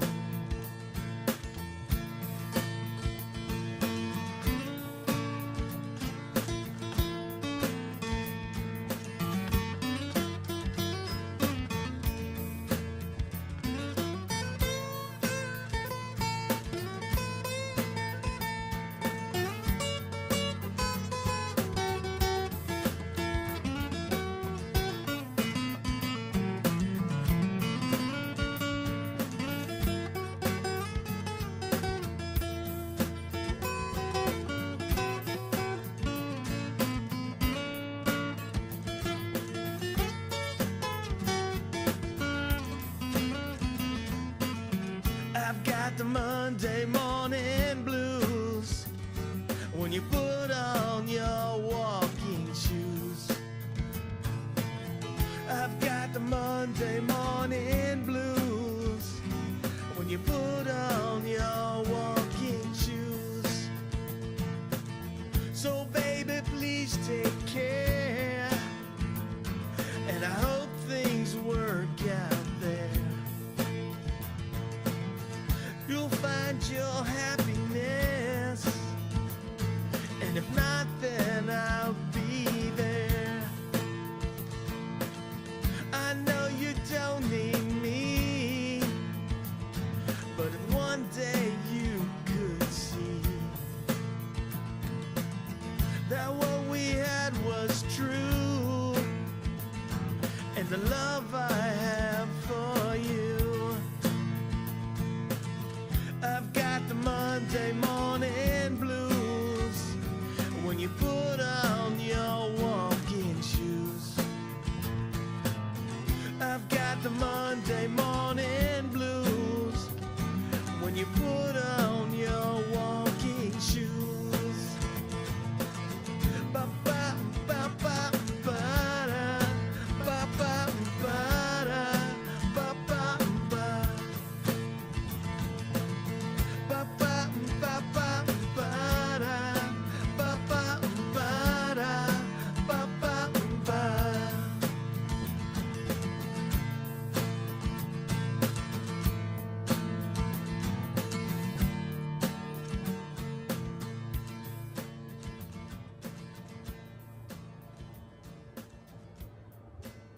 Oh, I do so love to be serenaded. I'm not selfish. It's fine. So I Ba-bum. know, right? So Udo. I'm struggling for where to start. So of course everything's right back at me. My apologies, but I love you. Um, so I never broke up with anybody in my life. This is not a flex. It's just a statement of fact. People tend to walk away. I don't know what the hell that says about me, but it is what it is. So I absolutely understand, when you put on your walking shoes and when they walk away, I get that. But the part that breaks me in this isn't the you keep on leaving, you left me a note, right beside the door, and well, how long can we be gone this time? That back and forth of relationships where people break up and get back together. I will never understand that. I was like, if you want to go do what you need to do, you know. I'm not gonna promise you I'm gonna wait for you, because if you're doing what you need to do, I might need to do some shit myself. But it's this. I hope that things work out where you'll find your happiness. And if not, I'll be there. There's something really beautiful and selfless about wanting to be there to pick up the pieces of somebody you love. But I don't, there's something so heartbreaking about taking somebody that only wants to use you when they need somebody to pick them up, when they need to feel loved, when they've done whatever they've done and somebody else breaks their heart, they know that they can count on your love just to walk away once they're healed and love somebody else, because they don't want to give you their love, but they'll take your love. And that breaks me. It breaks me in selfishness, and it breaks me knowing full well. And I know a lot of people that do this, not because they're like, oh, he'll always be there and he'll no, because they don't ever look at it that way. It's just they're down and he makes me feel good. And so I need to feel good. And then, okay, I feel better. And they never look at it outside themselves enough to realize that it's something that they um that they're using, that they're taking advantage of. They like never they never even view it as hurting somebody, emotionally abusing somebody, using somebody up and spitting them out. They don't ever look at it that way. It's just he makes me feel good, and so I kind of need that. He doesn't let me down, and I trust that. And then they leave like it's nothing, and that kind of selfishness, it pisses me the fuck off. And there's something beautiful about loving people through whatever it is they need to go through. It really is a beautiful way to be, so long as it's not to your own detriment, you know? And but it's her. she's, she's pissing me off. How dare she break your stinking heart? How dare she not care enough to tell you to your face that she needs a change, that she needs something more for herself, that she's here's a note, I can't even look at you. I'll come back. I'll see you when I see you. That's what that feels like to me, and it breaks my stinking heart, because when I say sometimes people suck, this sometimes people suck, and it's always the good ones that tend to get the short end of the stick, because the assy ones don't give a shit, and they'll just chop down a new stick and put it through somebody else's heart. It and it's a very catchy song. I don't know, but if you're listening right now, but if you're going to be listening to this tomorrow or some other time, you're going to hear that I had to mute this guy, because the second that your music started, he was all like bump bump bump, and I was just like, oh, all right then. And so I have no doubt he was singing the whole entire time, because it's catchy and lovely, and it's going to be stuck in our. Oh, look, it's an earworm, which you can join us Friday for that show. I am just saying. So, Sweet Pea, whenever you are ready, if your dogs have quieted down, what are your thoughts?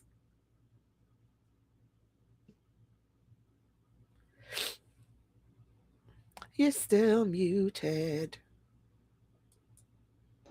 All right, let's start again.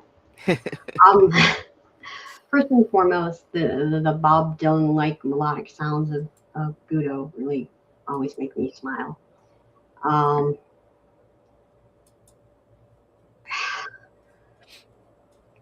you said how much that you love me, but you couldn't stay anymore. Our life was not what you expected, that you needed me so much more. Um, so here I go again, and I'm going to ask you when, or how long will you be gone this time? And that it's just like that revolving door of I love you, I can't be here. I love you, I can't be here. I love you, I can't be here until there's no more for you to come back to. And it's heartbreaking, and it's got the hope in it that this is what makes me happy. I hope it stays. This is what makes me happy. I hope it stays. When in reality, it's really the complete misery of your existence. And maybe letting that go, you could finally seek happiness. You could finally do things for yourself, or you could finally, do something.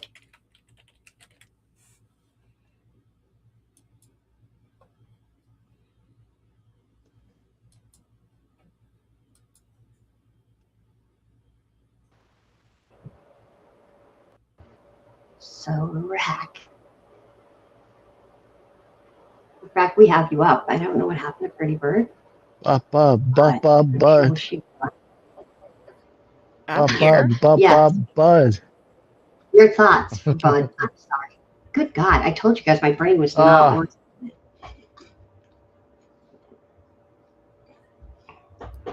well, let's collect unemployment on that and move on. So, Bud, this piece, I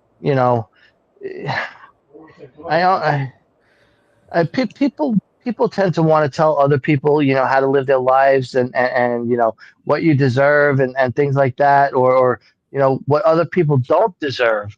And this sort of devotion, is a beautiful thought, but it's not something that could be sustained when it's so one sided, um, or I should say intermittent, because apparently that there are moments of like happiness that there are that you've shared and whatnot, but she keeps walking away, and you're like willing to be there even when she's you know even if she decides to come back, you don't even know if she's going to. And um I won't call it foolish, but at the same time, it's like Pretty Bird mentioned earlier about feeling, sometimes it's to your detriment. I mean, love and devotion are beautiful things, but you know, you have to find someone worthy of that, and um, someone. The word reciprocal is coming to mind, but I can't put it in a sentence that makes sense at the moment. But there's someone that reciprocates with those feelings. So it's a tough place to be. Um, Especially when someone proves to be flighty with their emotions. Uh, This is true. This is very, very true. And it's hard to watch in others. It's funny. We will make excuses for ourselves. Um, we will. We'll be like, oh, they're a good person and you just don't know them. And all that. I'm going to sneeze. Give me 1 second. Okay, maybe not. All right. Um, and all of the things, because we're not in a situation we can't. I mean, will I judge? Yes, that's kind of my job. But um but I don't begrudge anybody loving somebody else. I will throw all the shade at the person using the love willy-nilly to you know for their own emotional sustenance with no regard for his emotional sustenance. you know? And from the looks of it, he doesn't need that much. He just needs a little bit and he's good. You do what you need to do. And there's something really beautiful about loving somebody that way. And it's it's more beautiful if it was, both sides. But it being one-sided and all of those interstices and all of the gaps between her pain that you heal so beautifully in this song. Um, there's a lot of, well, what about your pain? And so I wonder, and this is just my own, let me fill in the blank of the story. I I don't know. wonder. This is very much So she feels some kind of way and she needs to leave. And then you're heartbroken. And so she needs you to heal, and her coming back heals you. And so there's some weird kind of symbiotic dysfunction, and where the good is good, but the bad is bad. And it's not an even ebb of flow where it's little bit by little bit, it's all or nothing. And I don't know how people survive relationship feast or famine. The idea of it just breaks me, because that is a hard way to be. I am just saying. But Rack and Tour, I have your first poem up, and who would you like to read? Me, but I can't. Ah ha ha. I know. I always go for the easy joke, the low hanging fruit. Oh. Um, Oh, the jokes just come forth. please. So, oh, me or Uh, her? Which one of us? Peachy. Oh, that would be you. Are you ready? That's my dog back there. She's not even sleeping. You're muted. Sweet. Good Lord, I'm talking away. Yes, Peachy will do it. Peaches and cream. Um, Always the cream. Always the cream. always the cream. Always the cream.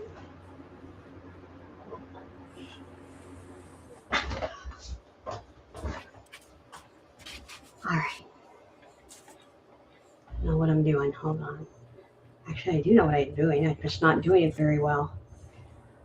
I'm sorry, guys. All right, here we go. You're fine. Fallen to Pieces by the Raconteur.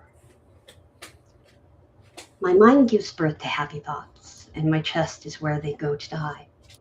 A graveyard of things I once sought, but instead I kiss them goodbye. Phantom pain camouflages all that I've lost, leaving me no idea of where I stand, clinging to the sanity, whatever the cost, because tomorrow never unfolds as planned. I'm languishing in the limbido where no one can hear my voice, keeping score with scars while cursing the passing of time, seeking understanding, scrutinizing every choice, abandoning burnt out emotions at the scene of a crime. I'm beginning slowly, snuffed out like a setting sun. What hasn't been given all away lies rotting in decay.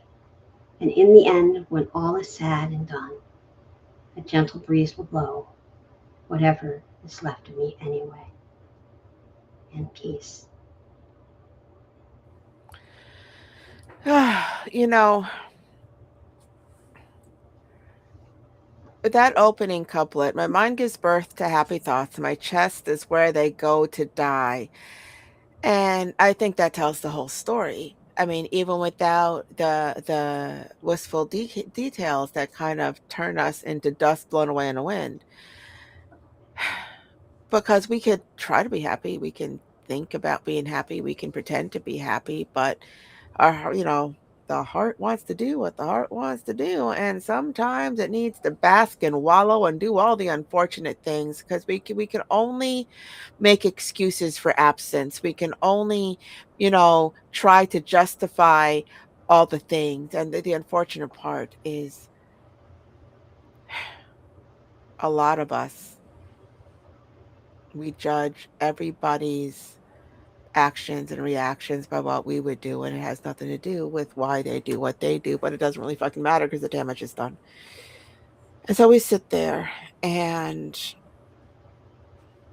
we keep it to ourselves, and we kind of fold in all the scenarios, and we fold in all of our truths, and we fold them in upon ourselves till there's no room to breathe. And then we wonder why we're dying. It's like, well, if they would have just this, I wouldn't have had to. If they would have called, if they would have texted, if they would have shown up, if they would have given me one tiny inkling that they might have given a shit, maybe I wouldn't feel this bad. Maybe I wouldn't be in this fuck you mode. Maybe I wouldn't, because not for nothing, we've all kind of had some relationship with that feeling where we get disappointed by others that are supposed to love us regardless. When we thought people would be there because it wouldn't even be a choice or a thought for us not being there for them. And when that plays out as uneven as it often does, it guts us, you know? And so I'm languishing in limbo where no one can hear my voice because it doesn't matter that they're not listening even if you're screaming, you know? It's keeping score with scars while cursing the passing of time, and whether that is physical scars, whether that's emotional scars, usually it's both. And the more time passes with no inquiry, the more time passes and nobody's like, oh, I wonder how he is. And the more time passes when nobody bothers to check up, I'm being slowly snuffed out like a setting sun. Because how much did we matter? How much could we have possibly ever mattered for this to happen? When did we lose standing? When did it change when it never changed for me? You know? And when you realize that what was once your everything turned into their nothing, you don't really fully recover from that. It's not the same. A scar is not the same as, you know, the virgin skin where it's never been wounded. It doesn't move the same. It doesn't take sun the same. It doesn't feel the same. It's is it healed? Yes. It won't kill you. But a scar is a scar. And this is very heartbreaking and very beautiful and fully depressing, I am just saying. So, which I guess is the whole entire point. When you write a piece, when any of us write a piece, and it sucks you in, whether it's thought, whether it's a good emotion, bad emotion, sex emotion, which can go either way. That's what art looks like, and this really pulls you into the pain. So, Sweet Pea, your thoughts? I would not disagree that this pulls you into the pain, and your hurt locker is appropriately named, because I think that not only does it show the feelings, through the words, but people that read it are walk away just either shaking their heads or wanting to give you a hug, even though we don't always write about ourselves. This is just so beautiful. Um, I particularly love Phantom Pain. Camouflage is all that I've lost, leaving me no idea where I stand. Clinging to sanity, whatever the cost, because tomorrow never unfolds as planned. And I think a lot of us sit in that world of camouflage where we're standing here going, how the hell did my life get here? Why am I here? And, and we're just clinging to whatever we have. Because if we let go, we'll never come back. And so, I think that's, where you just say, it leaves me standing here and scrutinizing every choice. If I would have done this, I would have said this. If I could have done that, would I still be here? But, people have a tendency to make you feel invisible when they can't really see who you are anyway. I just think this is profound, Brad. And Sweet Thank Pea, you. you are up. I am up and not rack. Well, there's something different. All right.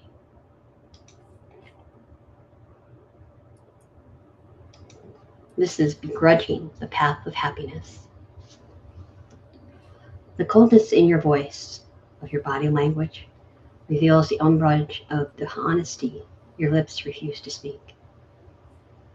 We have blazed a trail of indignation, believing in our own propaganda, building promises in the madness of our self-serving compliments.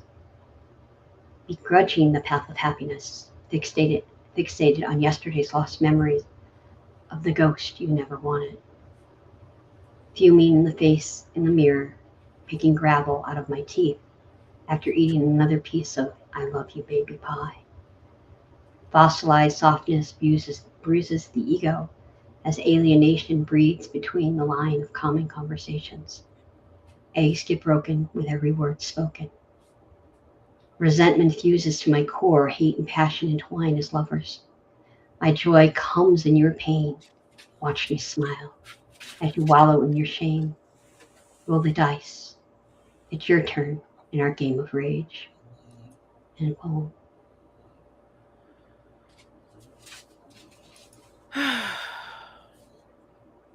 Resentment fuses to my core. That is a twist of love that I don't know there's any coming back from. That fossilized softness, that is a beautiful turn of phrase, by the way. That fossilized softness bruises the egos. So here's the thing. I mean, the nerve of these fucking people. When people hurt us and then they wonder why you're not as open and loving and gentle and kind and serving and all of the things that you once were. Oh, you've changed. Oh, and you're an asshole. I am just saying, they're like if so part of healing. So those who have never had any kind of heartbreak, more power to you, God bless. But to the rest of us normal folks, what healing looks like to start with after the emotional bloodletting that is heartbreak, if you guys are working towards a path forward, that's going to look like thick skin, hard and immovable, to brace yourself for any future pain while you're trying to heal inside. You have to be harder outside. It is what it is. And then that healing has to then go through the full thickness of flesh to get to that outside, to then soften up the emotions. That's just what that looks like. That takes fucking time. But, it bruises the ego. Shut your fucking pie hole, people. Like, Frank, I cannot with the why are you still mad? It's been like 2 days. You know what?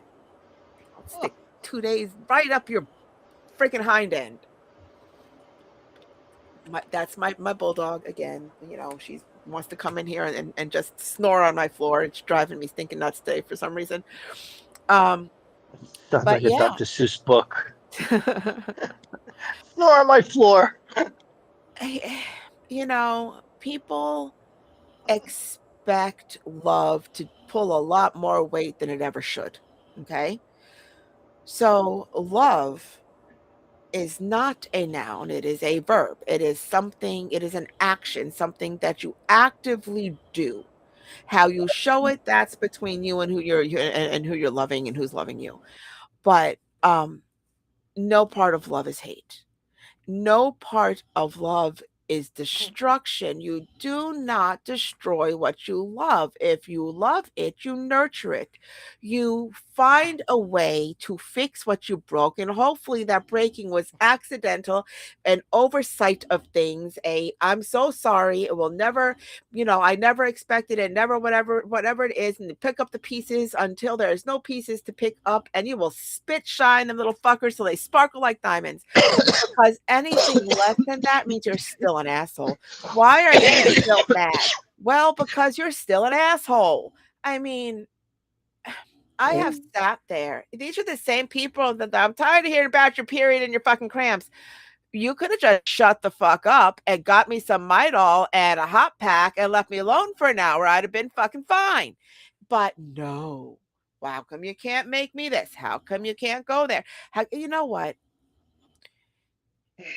Sometimes it's not about you. Sometimes it's actually about me. Now, if you're the kind of person that isn't, me, me, me, me, me, me, me, it's almost unheard of to be me, me, me, me, me, me, me, then for you to be like, excuse you, this is this little moment is about me. Do fucking better because I wipe your ass every fucking day. Maybe you can bring me my own fucking toilet paper, you lazy bitch. Yes, I said it. This pisses me off a little bit in beautiful turns of phrase. Because here's the thing. If they are cold, if they are I love this, between the umbrage, which is for those who don't know, the shadows of the honesty, your lips refuse to speak. So they are still in their shaded half truths or full untruths that they don't dare call lies. Well, no, listen, a lie, a woman. If they let you believe something false, it's still a lie, even if they didn't say it outright. You kiss my butt, I'll die on that freaking hill. And you stand firm. I didn't do anything wrong. Well, I didn't do anything wrong. And then you don't heal. And then they have this expectation, and I cannot. Because the part of this that gets me is the fuming at the face in the mirror, picking gravel out of my teeth after eating another piece of I love you, baby pie. Because here's the thing. Why do you have to grit your teeth and bear it if they're the ones who can't speak the truth? Why is why are they indignant? Why is their ego bruised? Because your softness isn't as easily pliable as it had been before the bullshit. And I cannot. And so you get to the bottom of I feel some kind of way today. You get to the bottom of this poem with resentment fuses to my core, hate and passion entwine as lovers. So I'm going to say with something unpopular opinions incoming. I like makeup sex. I don't like angry sex. That's not to say I don't like it doesn't always have to be sweet is all I'm saying. Because Oh, it always has to be sweet. there is something, well, we know where your proclivities lie with the red hair and all the things. But Oh my if God. if there is a wrong Sorry. side and a less wrong side, because I'm not going to go wrong, right, wrong. We're human. Everybody's fallible, right? So if we're going to go with somebody did something bad and somebody is gritting their teeth to try to get through it to grow together, sex is permission. Sex is Forgiveness. yeah, it is. It feels like it is. Not that it has to be, but there's a certain amount of ease, a certain amount of trust that is still in that act that regardless Yeah. of angry sex, and I need to get off and I might as well use him while he's here, there is a leniency in that permission that is counterproductive. So and I mean, don't get me wrong. A Don't girl's got get to do what girls got me to do. wrong. I am not begrudging anybody meeting that finishing line at all because it can take away pain. It can take away a lot of things, but it's only going to feel like shit if everything else is still broken. And I don't think that any of us need another reason to hate ourselves. We hate ourselves on our own more than enough.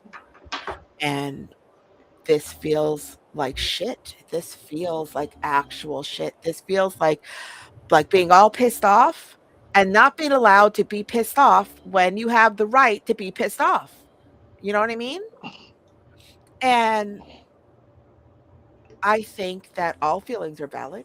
And if people don't want to listen to our feelings, you're talking to the wrong people. And there is no just get over it. All right. So that's toxic. That's selfish. That's that you don't want to face your own bullshit that you caused. So, why do I have to be small so you can pretend it didn't happen? And it's that fuming at the face in the mirror. We are all, we could all find many things to hate about ourselves or the choices that we've made in our life. We all have moments that we wish we did something different or made another choice or could have foreseen some emotional damage we might have caused by accident. but eating it and picking it out of our teeth doesn't stop us from eating the next piece and getting told off for, that fossilized softness. You've changed. And because we somehow are always the ones that have to make the excuses, that have to give an explanation, that the truth is never good enough. Our truth isn't it doesn't weigh as much as their lies. And why is that equation allowed to stand? It is imbalanced. It does not equal. And nobody's allowed to do the math. And this resentment fuses to my core, and no part of love is hate. This breaks me in all intellectual ways to view love. This breaks me. And this is a horrible place to find oneself in any verse of this. It's torture. Oh, talk about begrudging the path to happiness. So, Rack and Tor, your thoughts? I mean, the first thing that came to mind was, oh, somebody done poked the bear. Um, and and, and then yeah, the whole dynamic that you describe is very very painful to watch. I mean, I've said it a million times before, and yes, we don't always write about ourselves and all the other fun things, but you can't help but kind of put the artist in the position of the star of the show. So to think of you in a position like that makes it that much more painful because you are who you are, and just seeing anyone in that type of position is really um, hard to watch. But you know, when you get emotionally invested in someone, and you kind of start to feel like their family, it makes it that much harder. So um, I don't know where that leaves me. It's again, like I said, hard to watch, and you know, hopefully things will resolve. Well, here's the thing about our poetry, your poetry, my poetry, her poetry, anybody who ever wrote a poem in their lives. We are good at taking 1 second, 1 nanosecond of a pang of emotion and painting a picture and pulling somebody else in, as the conversation is has made us all aware. Is well, this is why words are magic, because it pulls us into all these places, regardless of how true or untrue they were in a moment. This was what, a year and a half ago, a year ago, and how true it may have been or may not have been. Listen, I've got poems that would make me think, if you read me, you would think I'm crazy. Like I go full manic and full I crazy. You would think I had like 6,000 fucking lovers. I have not. But people want to read what they want to read, and the emotion is true. The emotion is there. You wouldn't, if there was no honesty in it, it wouldn't feel like it feels. But you know, poetry is poetry. So I am up on the board, and it is barnacles and rainbows and still no pot of gold by me, Pretty Bird. Apparently, I'm delightful. Barnacles. Yes, barnacles and Uh, rainbows and still no pot of gold. Thank you. And it goes like this. Color coded daydreams linger beneath the veil that clouds visionary hues of possibility, with draped reduction of sound or emotion or truth that blinds tomorrow with never was or used to be or maybe and perhaps. Rainbows fade without golden ends that call spring to order. The air smells fresh in memories without care or thought, and 3 days from now is yesterday that resembles too closely tomorrow in dreams that haunt the noise no one can hear. In elevators, we learn we are alone, if not lonely, though lonely isn't open for discussion, where social distancing looks like life before and after feels no different than it ever was. There are no stones to bleed through, bludgeoned just enough to feel where feelings ran rampant enough and died off unnoticed. Safe haven avenues drawn in synaptic syncope without stimuli enough to gauge pain. There is no sadness when there is no hope of joy, but without memory of it, what's the difference? Locked in norms that aren't social, seeing rainbows grow barnacles and streams no one admits to as color coded daydreams linger beneath the veil that clouds visionary hues of possibility. And poem. Told you I'm delightful. You are delightful. I don't know about this particular thing, but you're delightful. Um, wow. Oh, it just one. I love the imagery and the metaphor in here because there's so much to read into it. Not just what you're saying on the surface, but where feelings run rampant enough and died off unnoticed. Um, that I don't know. It's gut wrenching when that happens. I mean, when feelings run rampant enough and died off unnoticed. Should they ever die if they're not noticed? I guess it depends on who's who's getting the emotions or on not noticing them. There is no sadness when there is no hope of joy, but without memory of it, what's the difference? I mean, what is the difference? I mean, who really cares? I mean, can you always hope and have joy in the situation you're in or reminisce about it and just live in that past instead of what's in front of you? Um, Seeing rainbows grow barnacles, by the way, is just a fabulous, fabulous. In streams no one admits to, as color coded daydreams linger beneath the veil of clouds, visionary hues of possibilities. Because there's always possibilities. There's always something that maybe we can look forward to or lay our bets on or, keep going. Even it's like a dog. If you kick it every day, it's still going to love you. And it's just really powerful. And, because you never know exactly who's going to accept and who's not. And that leads to, kind of the, what with the never was or used to be, or maybe and perhaps. That says a lot in there. That could be its own little brevity. Great, right, Pretty Bird. And Thank you. Ryan, Tori, your thoughts. I like the idea because this is streaming. I like the idea of the barnacles because that kind of ties in, and I know you didn't plan it that way, but it certainly works that way for me. But uh, the bits and pieces of this, again, always touching. Oh, sorry. You're fine. Yeah, I know. I'm getting a little lost over here because oh, Because we talk I too wheeled in. much. No, not even, not even. It has more to do with me trying to not sit still, and next thing you know, I'm not where I thought I was, and now I'm Did you trying to. just distract yourself?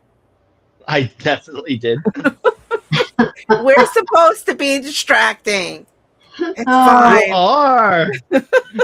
that's why he doesn't even know where he is. OMG. That Ah, is so funny. But no worries, we're good.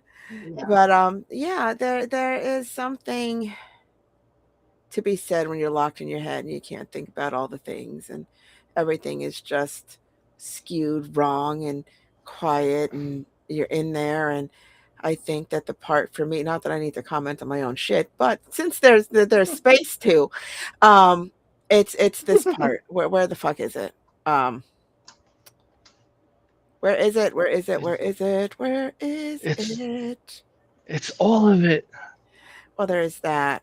Da, da, da, da, da, da, da. Here it is. Um, there is no sadness when there is no hope of joy, but without the memory of it, what's the difference? Because if Never you are, happy in the first place. yeah, that's what I'm saying. If you can't lose what you never had, and you can't mourn the loss of something that was never yours to begin with. And if you don't know what that feels like, if you never defined it for yourself, how the fuck do you know if it's fleeting, or if it, fled, or what, or if it's still together? How the fuck do you know if you missed the whole damn thing? Because here's the thing. Are you ready? Because I'm gonna pull something else out of my ass. Like, it might as well be a freaking rabbit in a hat at this Hemorrhoids. point. And okay, Chocolate. oh, I think I lost it. So here's the thing.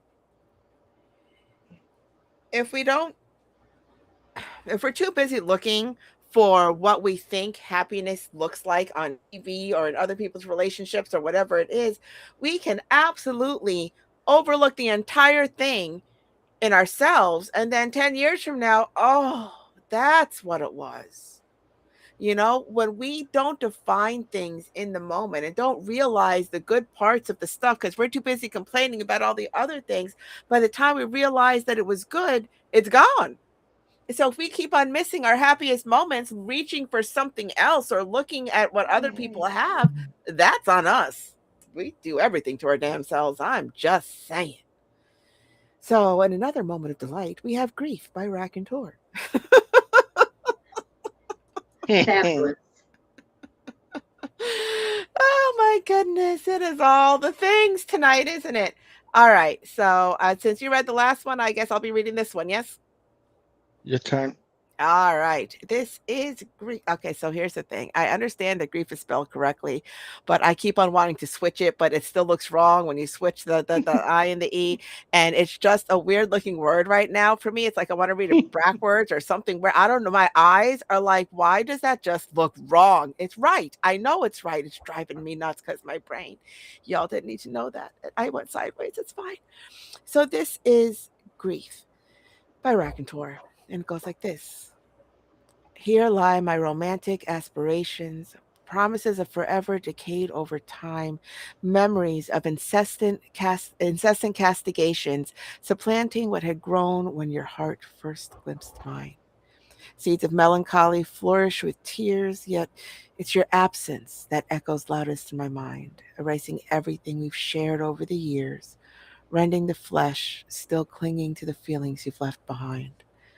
The damage has been wrought. Lines have been drawn in the sand. Perfunctory arguments have been fought. Still nothing has turned out as planned. Nagging pain reminds me that life goes on, forcing me to wonder if I'm better off dying now that everything is gone, including the reason I ever bothered trying. End poem. Your absence that echoes loudest in my mind. And it's always that. It is always that, at least for me. What the fuck do I know? But it's always that. It's always the absence. And I think this goes back to what I had just said, because you don't really notice how full a sound is, the sound of their breathing, the silence of their space in the same room. You don't realize what that takes up until it is gone. And I remember having arguments on lazy Sundays when, I'm not going to date myself. It's fine. When we would read the funnies, and I would sit there, and yes, that's what we called them, and I would The sit there funny and read. pages. Yes, and I would read the funnies, and he would read whatever the fuck he was reading in there. I don't know. I never paid attention, and and it would drive me nuts because I would finish and he would take forever, and because he read more of the paper than I wanted to bother with, and maybe we can do this, and we have a whole day, and this is the only day off that we have together, and yada yada, and while I enjoy an afternoon nap, while I enjoy just sharing space every now and then, sometimes I want to do some shit. And some of those best moments for me was the peace in the silence of the turning newspaper pages, where we didn't have to talk to each other and it wasn't awkward and nobody had to fill any space and we didn't need to listen to music and it was just comfortable. But comfortable, elongated, can make you antsy or feel like it's boring. And then when that's gone, all you want is that comfort. All you want is somebody that you don't have to speak to in the same room because it's so comfortable that it's safe and it doesn't matter. You don't have to fill every moment with entertainment or conversation. You don't have to be on your game. You can just exist. And if you overlook it when it happens, you will long for it forever. And it's those little things that you don't really notice until they're not there that are the most powerful of all losses for me. You know what I mean?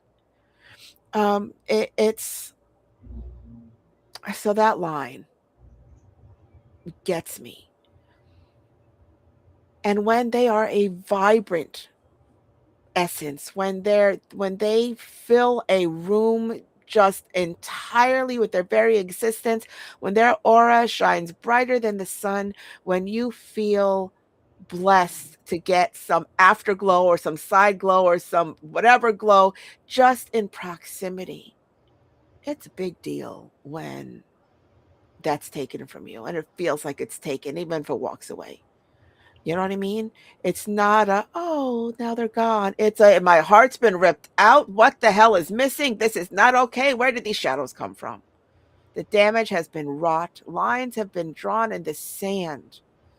Perfunctory arguments have been fought, and still nothing has turned out as planned. And here's the thing: we seldom discuss the intricacies of our own perfect futures that we want to see happen, that we hope are going to happen, that we want to share a life that looks like this with somebody. We tend to talk, and I could be right out of my ass. We tend to talk big things. We tend to talk bills, vacations, family, schooling. We tend to talk big things, and the little things just tend to fill in naturally. But because I'm the asshole, I have all those boring, obnoxious, little freaking conversations of nuance. Like, really? Well, what do you mean by that? And what does that look like to you? Because this is what it looks like to me. And well, that's not what I heard, and that's not what I meant. And so I will talk 16 years about something that didn't deserve a conversation in the first place. But when things don't turn out as planned, it's because we expected different things and we had to change the entire trajectory. It is a hard thing to have a dream for a future and have somebody that you chose to share it with cut it to shreds and sew it back together in pieces that don't include you. It is heartless. And when they turn around and they're like, well, that nagging pain reminds me that life goes on, wondering, you know, but here's the thing. You hear people say, well, the pain lets me know I'm alive, but do you want to be at that point? That's the whole point of this. I mean, how much pain is too much pain? How much does one person have to suffer? What did I ever do to deserve this bullshit? And then we turn it on ourselves because it's not enough that the ones doing all the hurting are the assholes. We have to wonder why we deserved it. Why us? What did we do? What could we? Nothing. They're the asshole. It doesn't matter if we gave everything that they wanted. They'll be like, they're too needy. It doesn't matter if we gave nothing that they thought they wanted. We're just misaligned. It doesn't matter. They will find a reason to be the asshole that they are, because once they decide that they're done, it doesn't matter what we do. And they don't say it outright. They like to blame everybody else for their own shit. So here's the thing. Whatever could have changed early on to realign your trajectories in a relationship, you miss that moment, and one person cuts hard to the left and one person keeps on going where y'all thought you were headed. You cannot realign that. They decided to turn left Part without ways. yeah, Yeah. they without a conversation. And the thing is, then you feel unworthy. It has nothing to do with your worth or what they thought of you, because the truth is they didn't give a shit. They weren't thinking about you.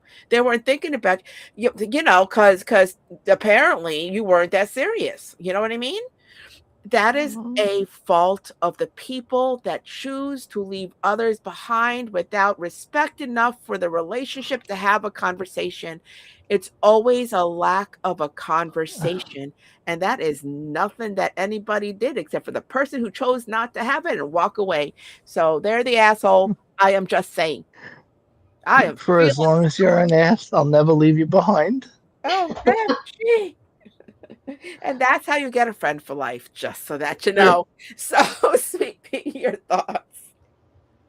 Oh, well, I think the line that really sticks out for me is the last stanza.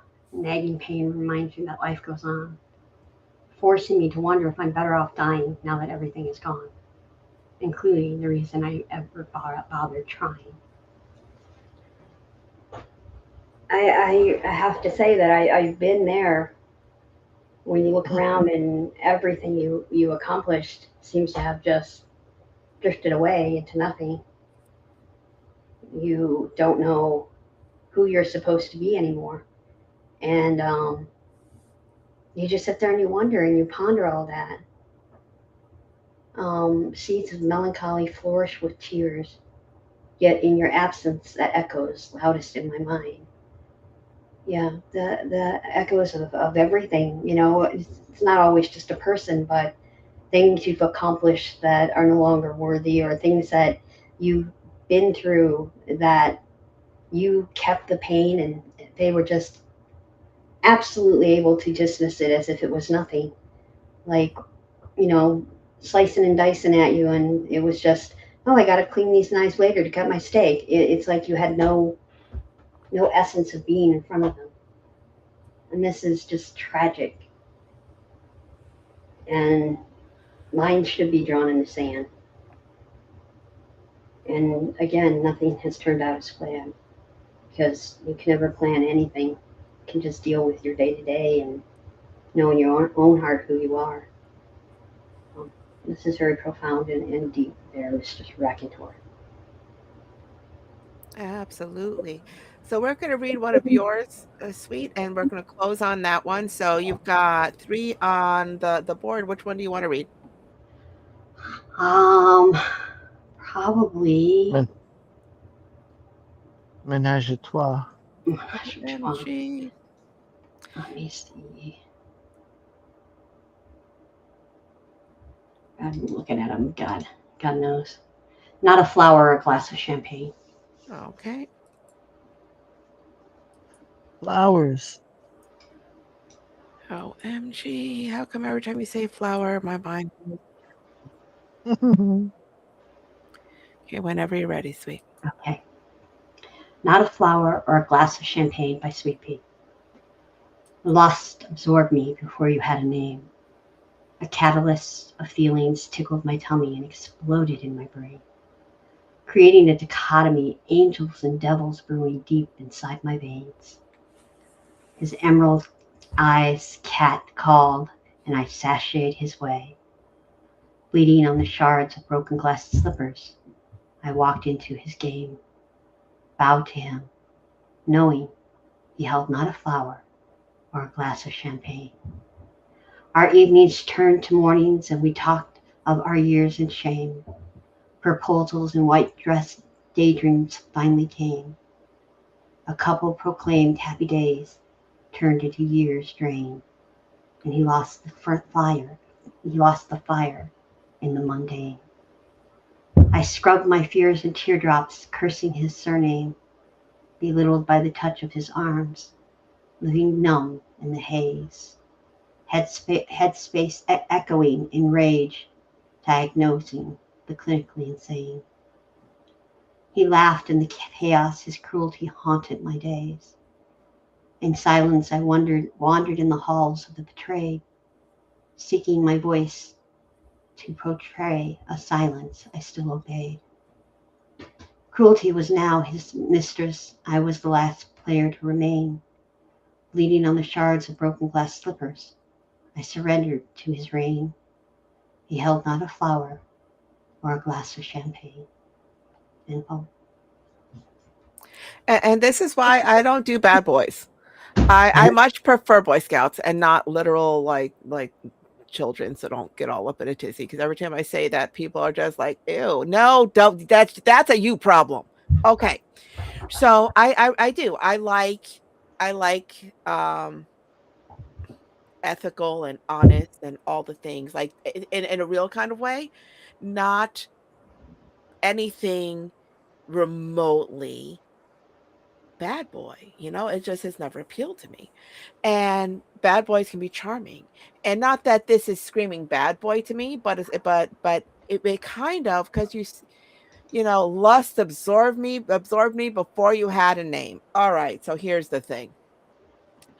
The body wants what the body wants, and a lot of times, sexy does not have a personality. Okay. But when you're looking at him across the room, it's like pheromones are strong. They are strong. And then when your emotions catch up to what your body has already declared as mine, because it has spoken, it has its own, agenda. You're like, well, I see the beckoning eyes. And this journey sucks with the broken glass and the whatnot, but oh, you're gonna dare me to play? Well, I'm gonna beat you at your own game, and here's the thing. We tend to not notice flowers or champagne because everything else is so strong. Everything else is so compelling. Everything else feels worth it because it's such a deep yearning that the little things don't seem to matter until the little things are what matter most. And I think that women are easily trained like Pavlov's dog. Now, I am a woman. I don't mean all women. I mean, we in certain scenarios where the heart and the mind are doing different things, we are good with the little sprinklings of love. We are good with the I'm sorry flowers. We are good with the just because earrings, and no, I didn't do anything that you know of, but oh look, he got me this anyway. And those little things are enough to overlook all the other things because it makes us feel like, well, but he does these nice things, so he can't be, all this other stuff that there's no actual proof of. There's just a feeling. And here's the thing, guy, girl, every human on the planet, if you have a feeling, better safe than sorry. Trust that shit and see if there's a workaround if you can't work through, because we deny it. We're like, oh no, that's just me. I'm just being paranoid. That's just me. I'm just this. That's just me. And then you get down here. He laughed in the chaos, and his cruelty haunted my days. Because what in the actual fuck? In this story, if you are gutting somebody, belittled and, you know, crying through and cursing his surname and living in a numb haze, you know how much pain you have to feel to be numb? Yes. So let's go burns. A full thickness burn into your meat stops hurting. And it is bad because it could kill you, but it stops hurting. Where when it's still in your skin where all your nerve endings are, that is a bitch. That is unfathomable pain. So when you are numb in a haze, that is deep. That is a gaping wound. And then he's laughing. And all I hear in my head is, you're the one holding on to it. Not that those words ever came out, but you could have let this go long ago. This is your choice. It's not a fucking choice. It's not given time, not being catered to heal, not getting the requisite, you know, let me rest up and try to find a new footing while you feed me and give me emotional sustenance so that I can learn to work through that. And there's none of that. There's laughing in the chaos. That is the shittiest thing I ever heard in my life. His cruelty haunted my days. And then you're in silence because what happens? You open your mouth to say anything and then you get laughed in your face. This is fully toxic. This is not okay. I was the last player to remain bleeding on the shore. So here's a stupid question for this poem because I'm the asshole. When you come to the top of this thing, you're like, I walked right into his game. I bowed to him, and all right, let's see. And you're the last man standing. Did you win? Because it seems like an awful lot to have to go through to get there. And Ugh. and I can't with the he laughed in the chaos. When you create the chaos, when you sit there and you wreak havoc on a serene life, when you rip it to shreds one thread at a time from the bottom up so it looks fine until you actually need to use it, and then you laugh in the remnants of what you caused. um I'm going to say a thing. That's what evil looks like. There is no kindness in that. There is no love in that. That is full on sinister freaking hellfire. Just, and that is not okay. You laughed in the chaos. Somebody needs to bitch slap somebody. Is all I'm fucking saying. Racontor, your thoughts. Yeah, Oh, I can't help it. It's laughing in the chaos. I mean, Heartless, right? That is sinister. yeah, yeah. That's maniacal. Yeah. Sociopathic is another good one. But I think she's familiar with all these things because she's surrounded by them. I don't know. You need better environment, better choices, girl. I hear tell Rack has a second bedroom. yeah, in Jersey, And that's pretty exactly. safe.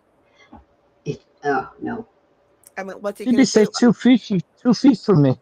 I was Just oh my unfortunate sense of humor. I was gonna be like, well, what's the worst that can happen, Marco?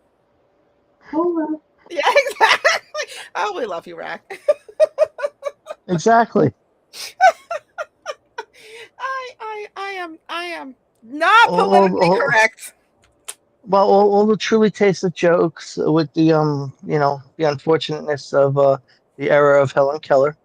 You get mad at me, you just rearrange the furniture. OMG, oh, the Oh, good frustration. Lord. But it's hard to write something compelling and that's emotional without having touched that emotion in some kind of way. And since this is Yeah. compelling, it's an unfortunate thing. And I feel some kind of way. I'll bitch slap somebody. Uh, You just let me know when and where. I'll bring the shovel. Okay. It's just this is heartbreaking. I cannot get past that line. First of all, brilliant. Second of all, heartbreaking. I can't imagine the cruelty of the no. So here's the thing. If it's some just, frenemy, if it's just some little asshole, well, you're just a bitch, fuck you. What makes it sinister is that it was wrapped up in love and that white dress and that lack of flowers and champagne and all the things. And while you are numb and dealing with, diagnosing the clinically insane. Well, that sounds like gaslighting to me. And then, ha ha ha ha ha ha ha, I can get her to believe anything. She's lost her mind. No. Oh, I feel some kind of way. I am just saying. Apparently, that's what that's what we're ending on tonight. So it's such a delightful show. Oh, well, Oh, there's always tomorrow. That should be fun. this is not where you come to find happiness. I am just distractions abound. Yes, this is true. But oh my goodness, camaraderie, sure. If you want to not feel alone in your pain, this is the right place. Otherwise, she could OMG. fuck all the way off. Seriously. So what's coming up on Thursday? Oh, on Thursday we've got family heirlooms. We all let me see if I can find the actual blah blah blah. But shit. Oh, it's it is. Let's see. Many of us treasured items inherited from or made by people we love. Grandma's quilt, the sweater your mom made, the trinket box your uncle made, the ornaments you made with your aunt, a custom scarf from a treasured friend. Is the item the memories or the love that turns it into treasure? What about these items made with love that elevated them into your heart? And that would be on Thursday. That is awesome. And on Friday is a pretty sweet story time. It is Earworms Part 2. We did a first one a year ago. So this is the second one, and everybody's welcome to call in. There's no poetry, there's just us doing a lot of dorky things with all of the earworms. So there'll be a lot of bad singing, a lot of stories, a lot of fun times. So we will put the link up everywhere you can listen to us live. And of course, at our home base on allpoetry.com, just look up Pretty Sweet Distractions wherever you are. You can listen to our um, you can listen to our podcasts wherever you listen to your podcasts. Just type in Pretty Sweet, PRTTY Sweet, all one word, and you can listen to hours and hours and hours of all of our distractions or listen to the entire archive at prettysweet.podbean.com. We are live Tuesdays and Thursdays, 10 p.m. Eastern on Facebook, YouTube, and X.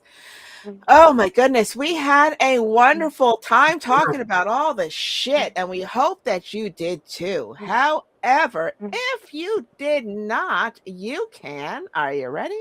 Yes. Fuck all the way off. Good night, everyone.